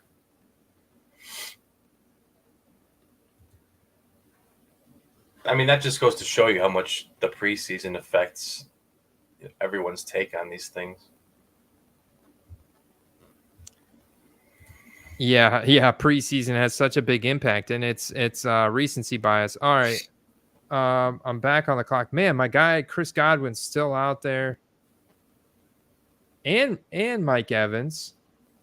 I love getting Kenneth Walker. I'm not gonna let Kenneth Walker go through you, because I don't think you're gonna let him come back to me. No, that was for sure who I was taking. He was also 6 picks past ADP. So fantastic ADP value there. The only reason why he's sliding, there's no hold out, hold in, nothing like that. I mean, it was just health management. The guy, Kenneth Walker, is a stud, dude. So I'm excited to see him in his second year in Seattle. I think it's going to be great there. Ooh, you picked another stud, though, from last year, his second year, Dameon Pierce, the Texans. I like Dameon Pierce.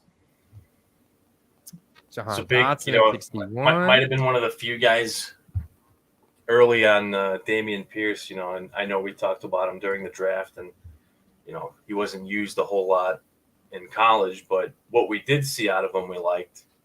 And I think that really reflected into, how he was used in his first season. Now, I do think that he went from like being underused to being overused, but I think that they maybe find a little bit more of a balance for him this year. I think so too. He won't be relied on as like the only means of an offense either. They do have, presumably some improved quarterback play and presumably an improved tight end and receiver. So hopefully that opens up the field for him a little bit, because he is great in the receiving game and the run game. So I like him at a 6th round ADP.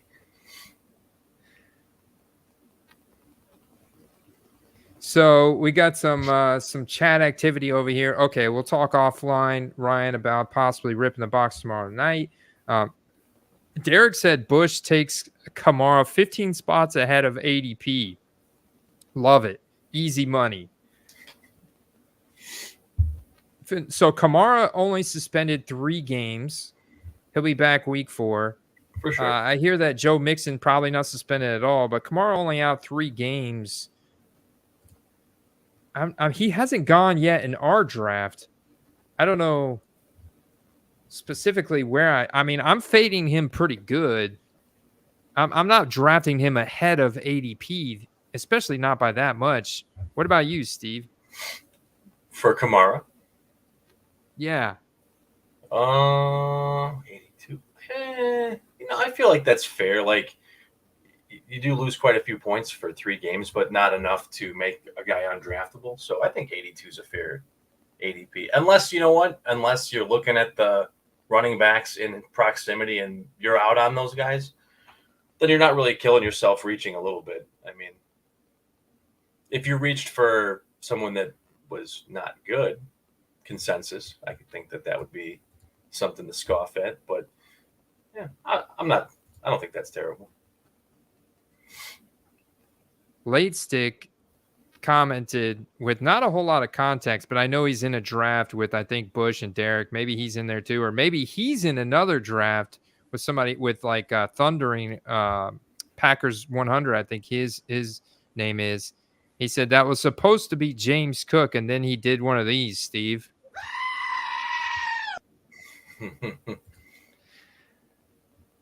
Was it? And then Rick said Rick is bringing the political. He's bringing political talk about Trump's mugshot. And then Dan said 2 minutes to DJ Moore auction, and it's over $100. PSA 10. What's the card? What's the card, Dan? We need to know what the specific card is, man. It went for 141. Let us know what specific card that was. Late Stick is, I think he's gonna go like stress eat some ice cream or something. He's just talking about drafting James Conner, and he's not having a good draft over there. It always gets better, man. Stick it out. It always gets better. Unless you got James Conner super late. I'm looking at him. Bless you, Steve. I'm looking at him in this draft. He hasn't been drafted yet. We're in the James Cook range now in the 7th round. Miles Sanders, James Cook. We're in that type of range. So I'd put those guys in a upside if their role grows, but there's a potential committee and there's questions around the off. Not so much James Cook. I think James Cook is a great value at 74, especially in best ball, but more so Miles Sanders. I just got a text from Tom Andy. He's in the draft with Leighton Bush.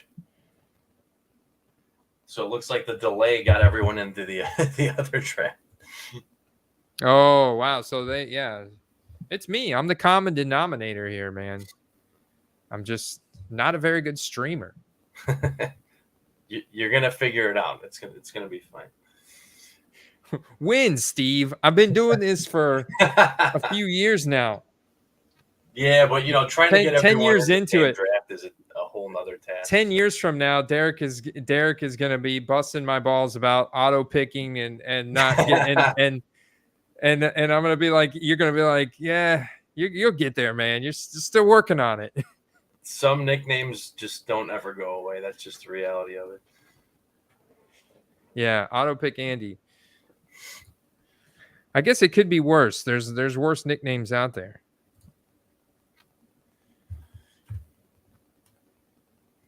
All right, look at this little run on running backs here. We're about to be on the clock, Steve. Sanders, James Cook, Javonte Williams, James Conner, David Montgomery, Cam Akers all went in this 7th round. Only 2 wide receivers, Quentin Johnson, Michael Pittman. Michael Pittman slid literally, I think, almost 2 whole rounds because of the injury tonight. So you can see this is sharp money in the draft. That's 2 rounds. 2 of the last 3 rounds were the tight end that I was hoping came back to me, didn't. So I have to pivot. Interesting, juicy running back range right here with Dalvin Cook. I know you want Treylon Burks, so I guess I could snipe him from you and be like that, but I do think this pick makes a lot of sense right here, having Dalvin. And maybe at the end of the season, maybe it's Brees time. But I think Dalvin Cook is already rumored to be on the pup or not in contact jersey. Still dealing with some lingering shoulder issues. So, there's possibility that Dalvin Cook doesn't play the whole season. So I don't think you want to devalue Brees Hall that much, but I definitely think like Dalvin Cook's ADP should continue to rise. There just hasn't been like really good news about him, And he already took a jump when he signed with You know the what? Jets. I'm gonna pivot on my own pick there. Go Burks and Khalil Herbert, man. Yeah, he's good. Khalil Herbert is good. I think I'm going to go. I don't have a Chief yet. You got to love having Chiefs. They play the Chargers twice. Got Pacheco here. Also got Deshaun Watson in this range. Don't have a stack partner with him. I think I'm going to wait on quarterback a little bit. Get Pacheco, and that's I think that's a pretty well-rounded running back core now with Kenneth Walker, J.K. Dobbins, Dalvin Cook, and Isaiah Pacheco. And I didn't have to sacrifice on wide receiver quality. I've got Amon-Ra St. Brown, A.J. Brown, Deebo Samuel, and Keenan Allen. Wow. Yeah. Damn. 4 RBs, 4 solid RBs in a row. I like that. That's got to be and 4 solid wide receivers. Like, I don't even know how I pulled this off, but I think it's just from doing so many of these drafts. That could be a pretty unique build, Andy, because I don't know if I've ever seen 4 receivers followed by 4 running backs. Yeah, I just felt like it made sense to where I was taking those players because, and building these tiers really helps me because I look at in terms of like wide receivers and running backs. So they take running backs. Like I look at, the explosive young studs in tier 1A, like Bijan, Jahmyr Gibbs. And then tier 1B is the PPR studs, Saquon Barkley, Christian McCaffrey, Austin Eckler. I put Nick Chubb in this category. He's not a PPR stud, even though maybe he gets more receptions this year. He's just a stud overall, He's just a high upside stud. You could see he's moved all the way up now.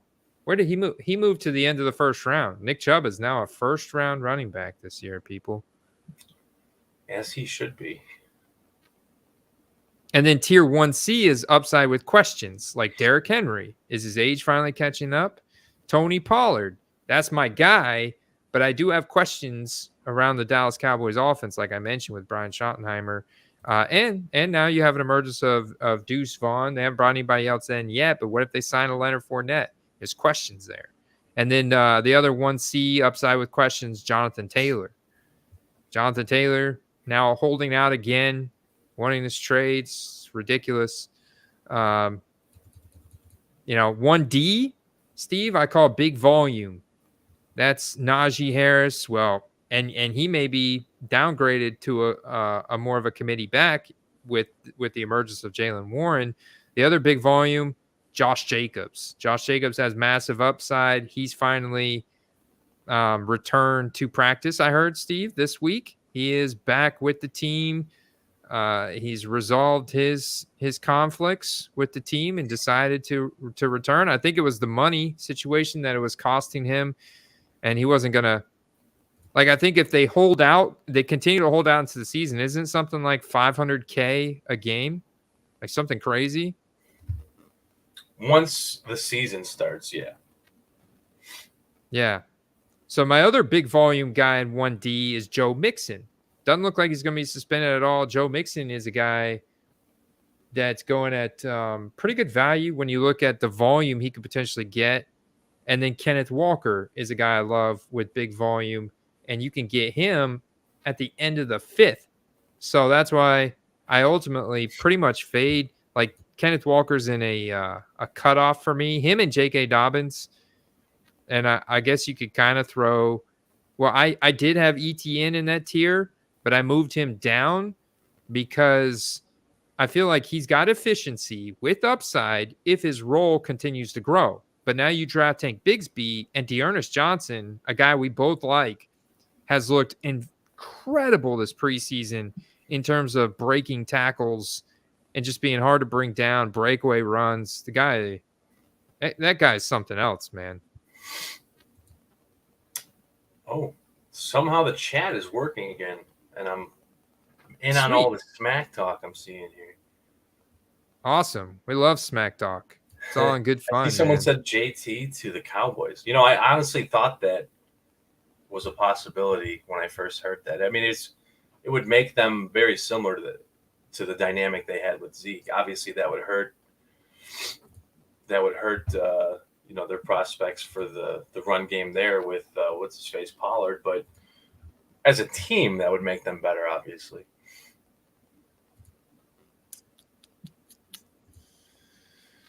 All right, let's see. I'm going to continue. I don't like. I will go. Actually, I do. Yeah, I'm just going to go ahead and get a tight end. Love Pat Freiermuth with the Pittsburgh Steelers. I think he's got potential to crack into that, top 5 tight end. I know he was there last year at the bottom end of like a tight end 1, a top 10, top 12. But I think he's got real potential with the chemistry with Kenny Pickett. I think they're going to be throwing the ball quite a bit. And I like the Muth.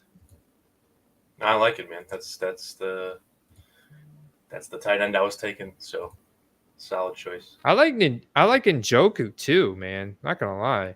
In this range, because I'm like between Juju Smith-Schuster.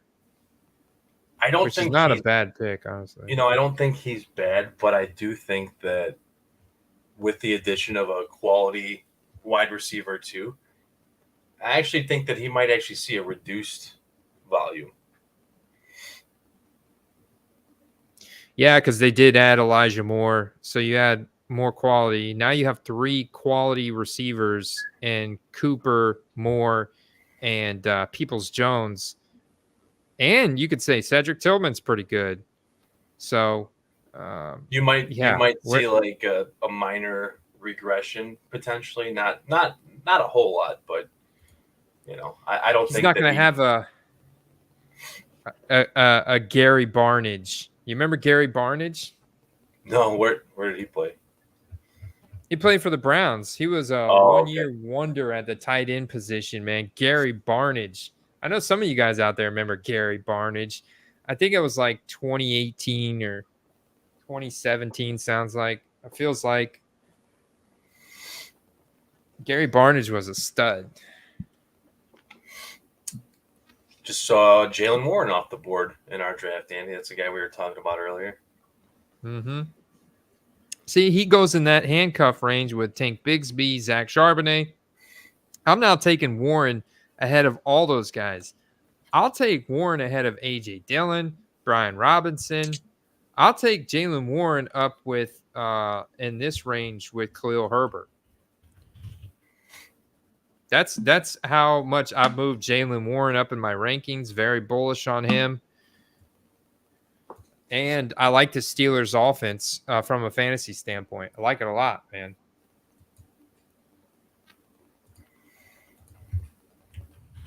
What's interesting is I was considering taking Daniel Jones as like a second QB, and but then I realized that him and Fields have the same bye week, so I had to punt on that strategy.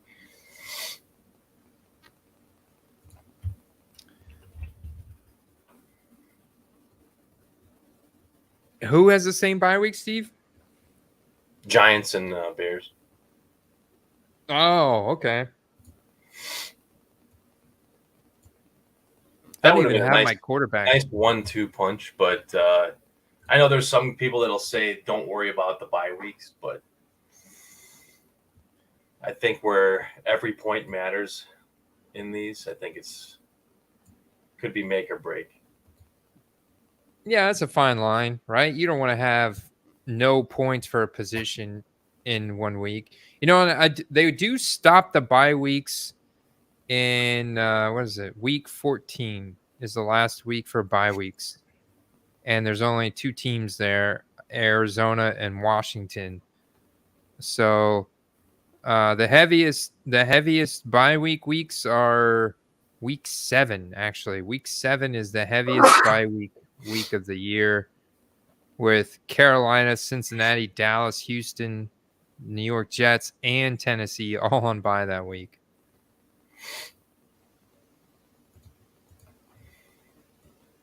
Oh, let's see. Things are boomeranging back our way here. Chicago's bye week, yeah, week 13 with Giants, like you mentioned. Andy, who are you guys playing week 1? Who's Tampa playing? The Minnesota Vikings in Minnesota. Oh, snap. Yeah. Yeah. I think we could actually go in there and beat them. I think I'm going to buy some Baker Mayfield. I think if there's a quarterback that I buy, it's obviously for playing for my home team, but I think that he could, with the confidence that he's built up now, locked in the starting job and the weapons we have. And I think our defense is actually underrated at this point.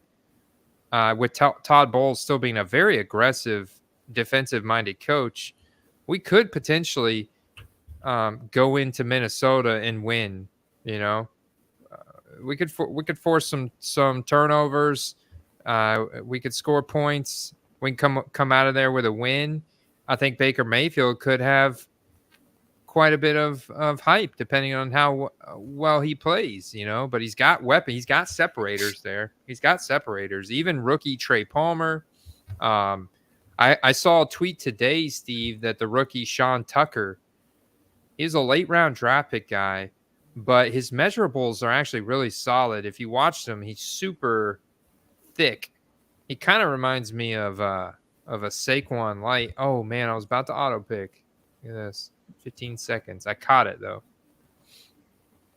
Rodgers. I don't know how long. I'll go Chig.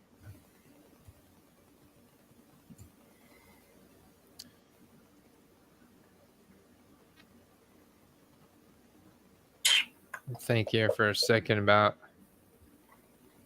who I'm going to draft.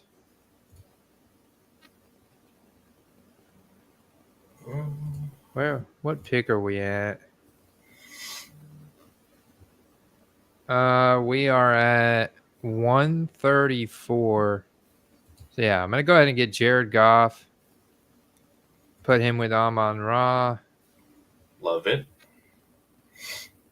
And then we'll see what comes back around to us next time. Were you thinking Rodgers at all since you had Dalvin, or? I was actually. But then I saw Jared Goff there, and I was like, I'd rather have the Jared Goff Amon-Ra stack. Can't blame you. I do see Dalvin getting, probably get like 30 or something receptions or something with Rodgers. That could be some fun upside stack there, but yeah, not as good as the Goff Amon-Ra stack. Did you see? I'll send you the link. If you remember, Andy, this was a card I was telling people to buy a little over a year ago. Let me see if that link works for you. Maybe. You want me to remember back to a year ago? The link did not work. Let's Let see. me try again. Here, hold on. Oh, that took me to Discord. Yeah, I think I clicked the wrong thing. Let's try this. Wait, are we caught up in the chat over here? There we go. Oh yeah, look at that. The chat is seems to be working in StreamYard. It must have just been a StreamYard issue. Yeah, I think there was definitely something going on. All We're right. going to do another Because draft. late six says he's on pick 172. Oh, wow. Theirs is going way faster. I know. I feel like our draft is going super slow. All right. We got a snipe here during mid draft snipe. No, this is an What we auction that got ended here? a few nights ago, but I just wanted to share it. Oh, okay. See what we got here. My word. Computer. In honor of a guy that we love on the channel and, you know, a guy that you just drafted, Andy. Show him the numbers. Boom. Oh. Jared Goff, rookie ticket auto, 2016 contenders. PSA 10, $761. 66 bids, DC Sports 87. Honestly, that is not bad value at all. Somebody I think has got upside buying that at that price. Thinking about the scarcity, but it's really a playoff. It's a playoff play. You're making when you make this type of purchase in Jared Goff, to me, you're making a longer term investment. You're making an investment for the season long upside of the Lions this year, and ultimately for him to go to the playoffs. Because this is his 7th year in the NFL, so he doesn't drive the same FOMO as Desmond Ridder or Sam Howell kind of thing, and he's got a lot higher scarcity from 2016. And you combine a PSA 10 here, Steve. I think that's a great snipe somebody got. Yeah, at the end of the day, there's just not a lot of rookie ticket autos in 2016. I mean, if you just genuinely scour eBay for a non-college rookie ticket auto, you're just not going to see many. Yeah, you're just not going to see many. And you can go and look at Dak or try and find Michael Thomas. I don't know if what you think about Michael Thomas this season, Steve, but some people I talk to are like, yeah, Michael Thomas is a great value, and he is going to ball out with Derek Carr. He's going to be healthy, and I'm just like, man, he's played 3 games in the past 3 years. I haven't seen him do anything since 2019, kind of thing, So it's hard for me to go back to Michael Thomas. No, it's a high risk, high reward thing. I mean, I know Lightstick's feeling this. He's got a lot of nice Michael Thomas rookies, and they in what they could be value wise, there's a lot of room to grow on them. But people are going to need a lot of convincing that he's healthy and won't get hurt like for the 4th year in a row.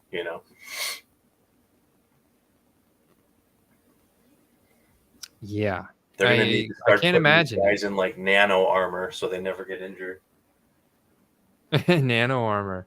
Hey, that sounds like there's probably something out there. Elon Musk, one of these days, watch, he's going to make it. Yeah, it's just super expensive, right? It's probably in those underground military research facilities where they're hiding the UFO equipment. Yeah, where it makes contact with your surface armor, but not your body, thus making you impervious to injury. Yeah. So like basically like a Black Panther suit or something. Exactly. All right, we're almost back on the clock, Steve. Taking it down to the end of the timer, taking DJ Chark. Andy's on the board. I think everybody in this draft is milking the clock. All right. Which one? Steve, potentially. Steve, you have only one quarterback, so I'm going to go ahead and take Jordan Love. Nice. He was one of my considerations here. Yeah, I got him 5 picks past ADP. Loving life. Take another tight end.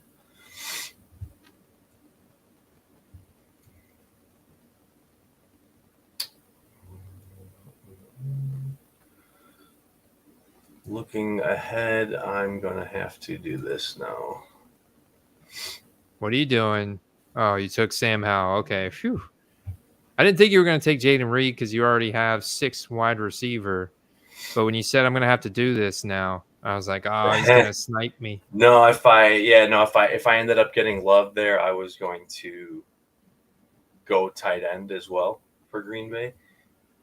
But that's the thing is the reality with these drafts is you can have a plan going into it, but it needs to change. It needs to evolve as the draft goes on. There's just no way to say these are the guys I'm going to get because it just won't happen. What are the odds of every guy you want landing? It's just not realistic. Oh, yeah. When it comes down to it at the end of the season, it's like 25 guys or so that really matter, right? And I think you could kind of look at sports cards in a similar light. Although the great thing about sports cards is you've got more cycles to look forward to. If your guy doesn't hit this year, you've got the postseason cycle, then you've got the free agency cycle, then you've got the draft cycle at the end of April. And then you've got, once again, the next year, you've got the whole training camp and preseason cycle again and rinse and repeat. So that's literally, we just outlined like 1, 2, 3, 4, 5, 6. There's like 6 different periods throughout the year that you have opportunity to get out of a certain player's card, right? You can find a little hype for him and get out of it. And it's especially depending on the scarcity of the card that you own, that you have in your collection. Whereas in fantasy, when you bust a season because you drafted the wrong guys, man, you can be pretty much done. You can be pretty much cooked, and that's it. You're done. You're out. Make one wrong decision in the playoffs of a seasonal league, you're done, man. The whole season, get to the playoffs, make one wrong decision, you're done. The interesting thing about best ball is, aside from not having to set your rosters, there's another facet to that not a lot of people take into consideration. And I can tell you that you've done it, I've done it, everyone listening that plays fantasy football has done it, and that is overmanage your own team. And what I mean by that is when it comes to setting your lineup game day, you have your roster going into game day and then you overthink it and change your lineup and it ends up being the wrong decision. I know you've done it. You got cute. I've done it.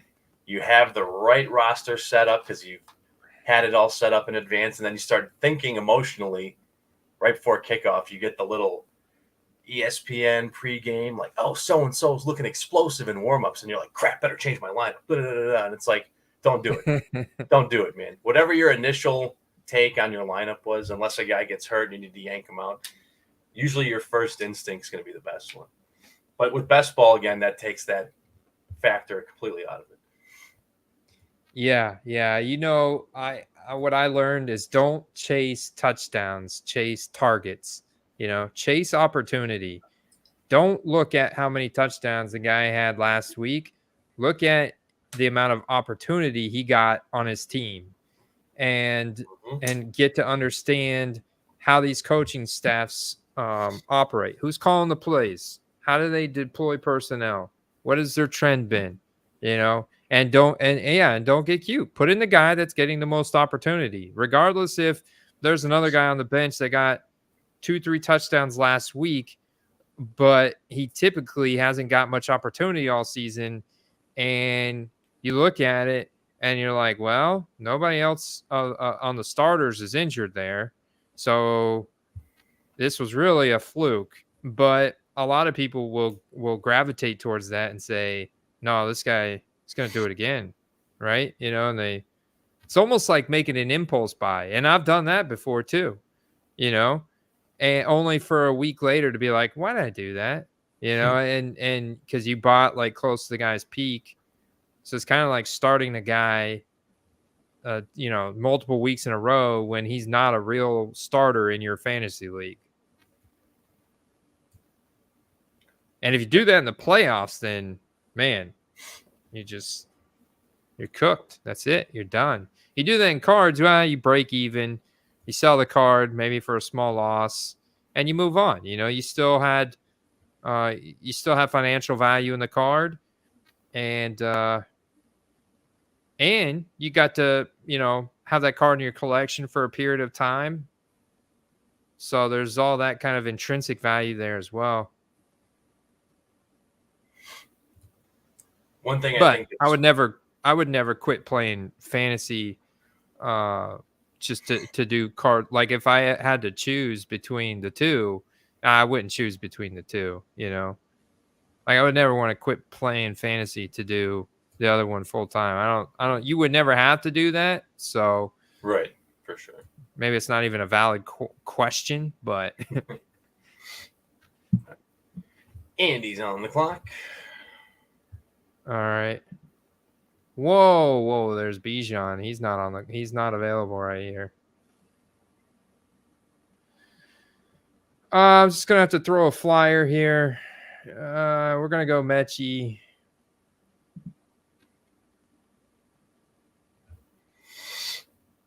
Got a couple quarterbacks. We're gonna add to the wide receiver depth 7, especially with Keenan Allen there as my wide receiver 4. And Debo too, with as many handoffs as he takes, man. There, you can already see they're going to do it again. I've already seen Debo. I think took a couple handoffs.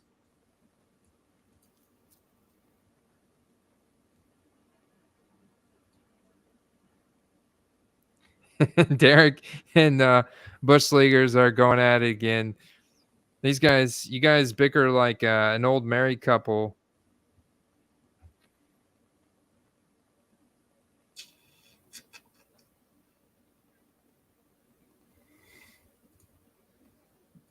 Try something different.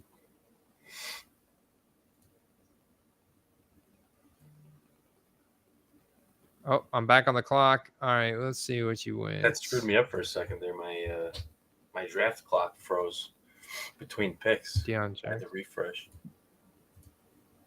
All right, let's go. We're going to go RB here. Yeah, I like these picks. Oh, look at this. I like all these picks.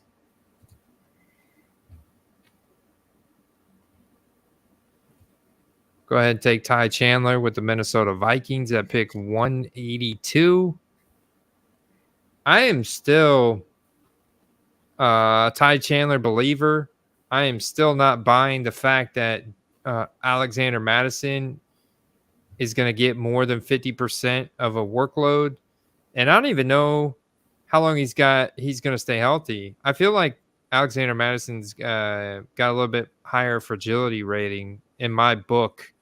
And maybe that's just like my perception. I feel like he's been a ghost, and I know he was dealing with an undisclosed injury.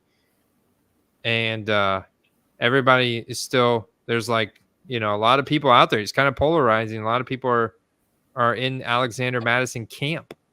And I don't know, man. I'm not there. Well, I mean, Madison is being drafted as like a fringe bell cow, which I think we're saying the same thing. I don't think he is. Yeah, I think he's just a committee back with upside. Like, not like a 60% volume, and maybe 30-20 or 40-10 for the other two guys.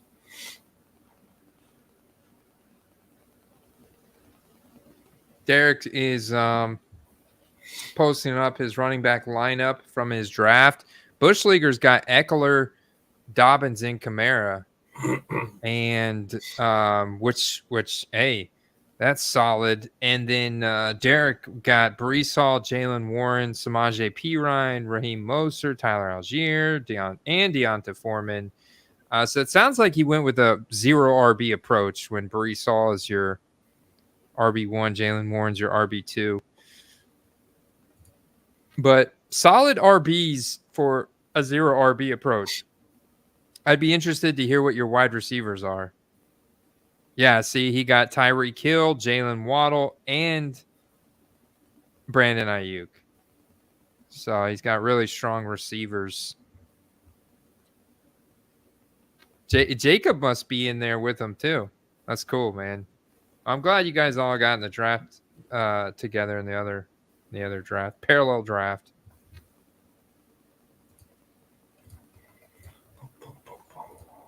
Deion Jackson, that is a slick pick, Steve, in round 16. 16.1, pick 181 overall. Deion Jackson. If Jonathan Taylor doesn't play, I mean, Deion Jackson's going to get a massive workload. Him, I would get some exposure to Evan Hall as like their little satellite back, like a Nyheim Hines 2.0. But Deion Jackson's the primary rusher that you want there, like Deion Jackson, and he's got a pretty decent all-purpose skill set. Like Deion Jackson's not bad.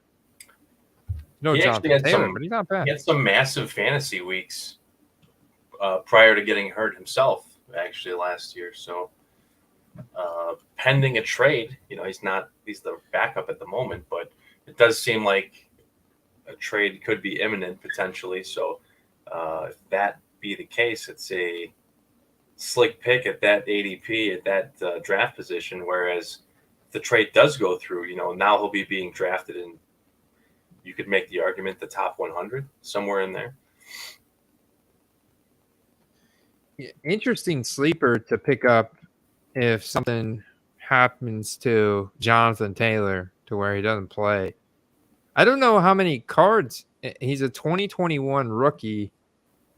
Here's a collegiate iMac gold out of 10 rookie auto. Sick patch, $40. Buy it now. It's got 10 watchers, so this thing is going to move. I mean, this is like sick card. A little bit of corner wear on that top right, but $40. He's a baller, man. Guy runs hard. It kind of matches his college uniform there. He's wearing a Duke jersey from Duke. It matches the Colts uniforms. You know what I'm saying? True that. It doesn't look like he's got many cards. I think I've got just a second here. I'm going to go over to tcdb.com. It's going to be an interesting sleeper play here late in the night. I'm always on the hunt for you guys. Make sure you hit that like button. And reminder. You got your pick coming up. What? You may want to. Is it mine? It's about to be. All right. Hold that thought. Let's go ahead and take our pick here. Big Chicken auto picked. Who would he take? Clyde Edwards-Helaire. We got 5 running backs. All right. 2 quarterbacks, 5 running backs, 7 wide receiver, 2 tight end. I think I'm just picking depth at this point. Like this Cordell Patterson really interests me here. All right, these are my last 2 picks, so I got to be... Last 2 picks, make them count, Steve. I'm going to go with a couple of sleepers that are our favorite sleepers here. Are you going to double tap?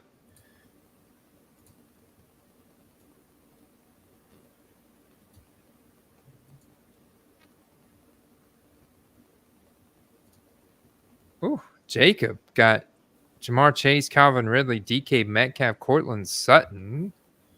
Sutton definitely moves up in ADP value, and Sutton gets definitely a larger. Did you pick Steve? Oh no, there he goes. Josh Palmer, Paris Campbell for his last 2. Great pick in the final round there from Paris Campbell. I like that. I think I'm pretty content with my team here. Pretty unique build. Yeah, for sure, man. It's interesting. I might go with a Khalil Shakir here on Buffalo for my last pick. Yeah, I'm just going with Shakir there. So I ended up with a 2-6-8-2 build.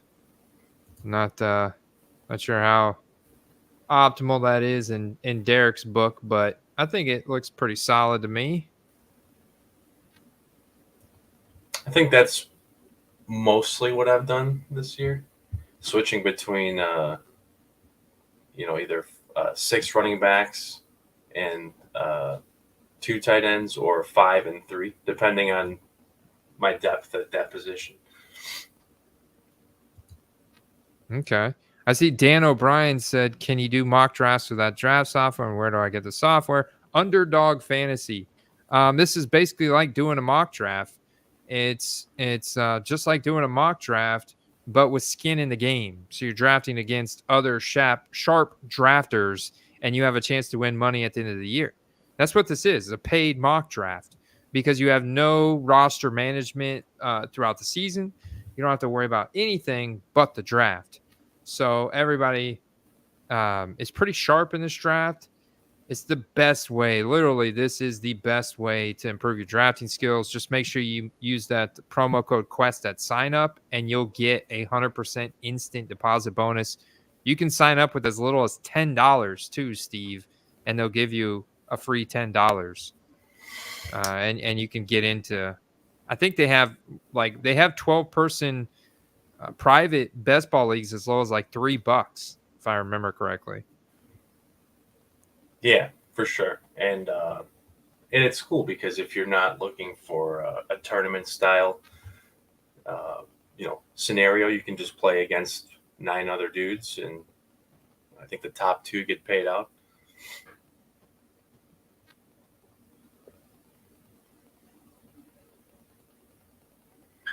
Let's see, the last few picks are. How do you feel about McCole Hardman? I know he plays a different role than Corey Davis, but I'm sure you heard the Corey Davis news. Injury? No, he retired, like abruptly. Corey Davis retired? Yeah, age 28. He was. I blame Fanatics.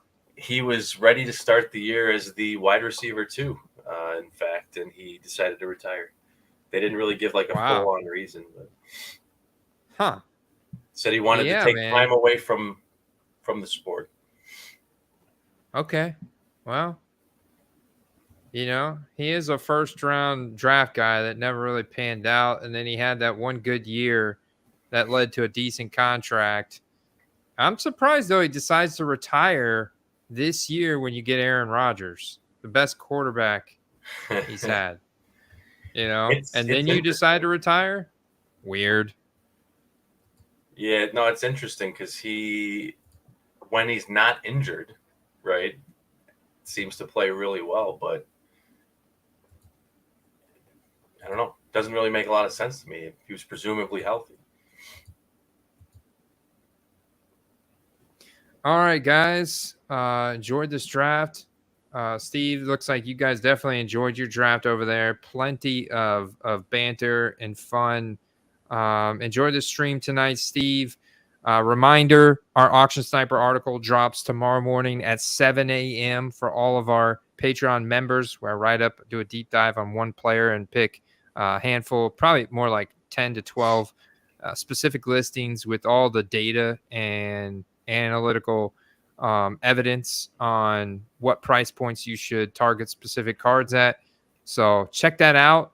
And Steve and I will definitely be back next week, breaking down everything from preseason week 3. We got a box break of Luminance coming this weekend, Saturday night. I've got a couple fantasy drafts going down. We got a dynasty startup and a seasonal super flex.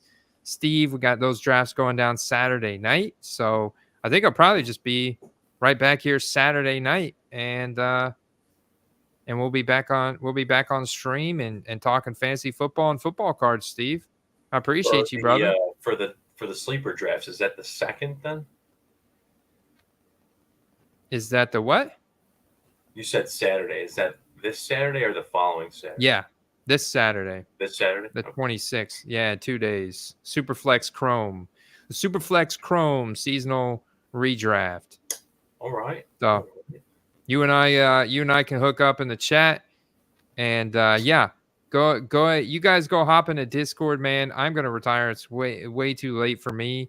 I've been staying up every night, way too late. I would love to, but I'd be in much better shape this weekend. But you guys go ahead and hop in there, have fun, and we'll see you in that next one. Peace. Good night, everybody. Peace.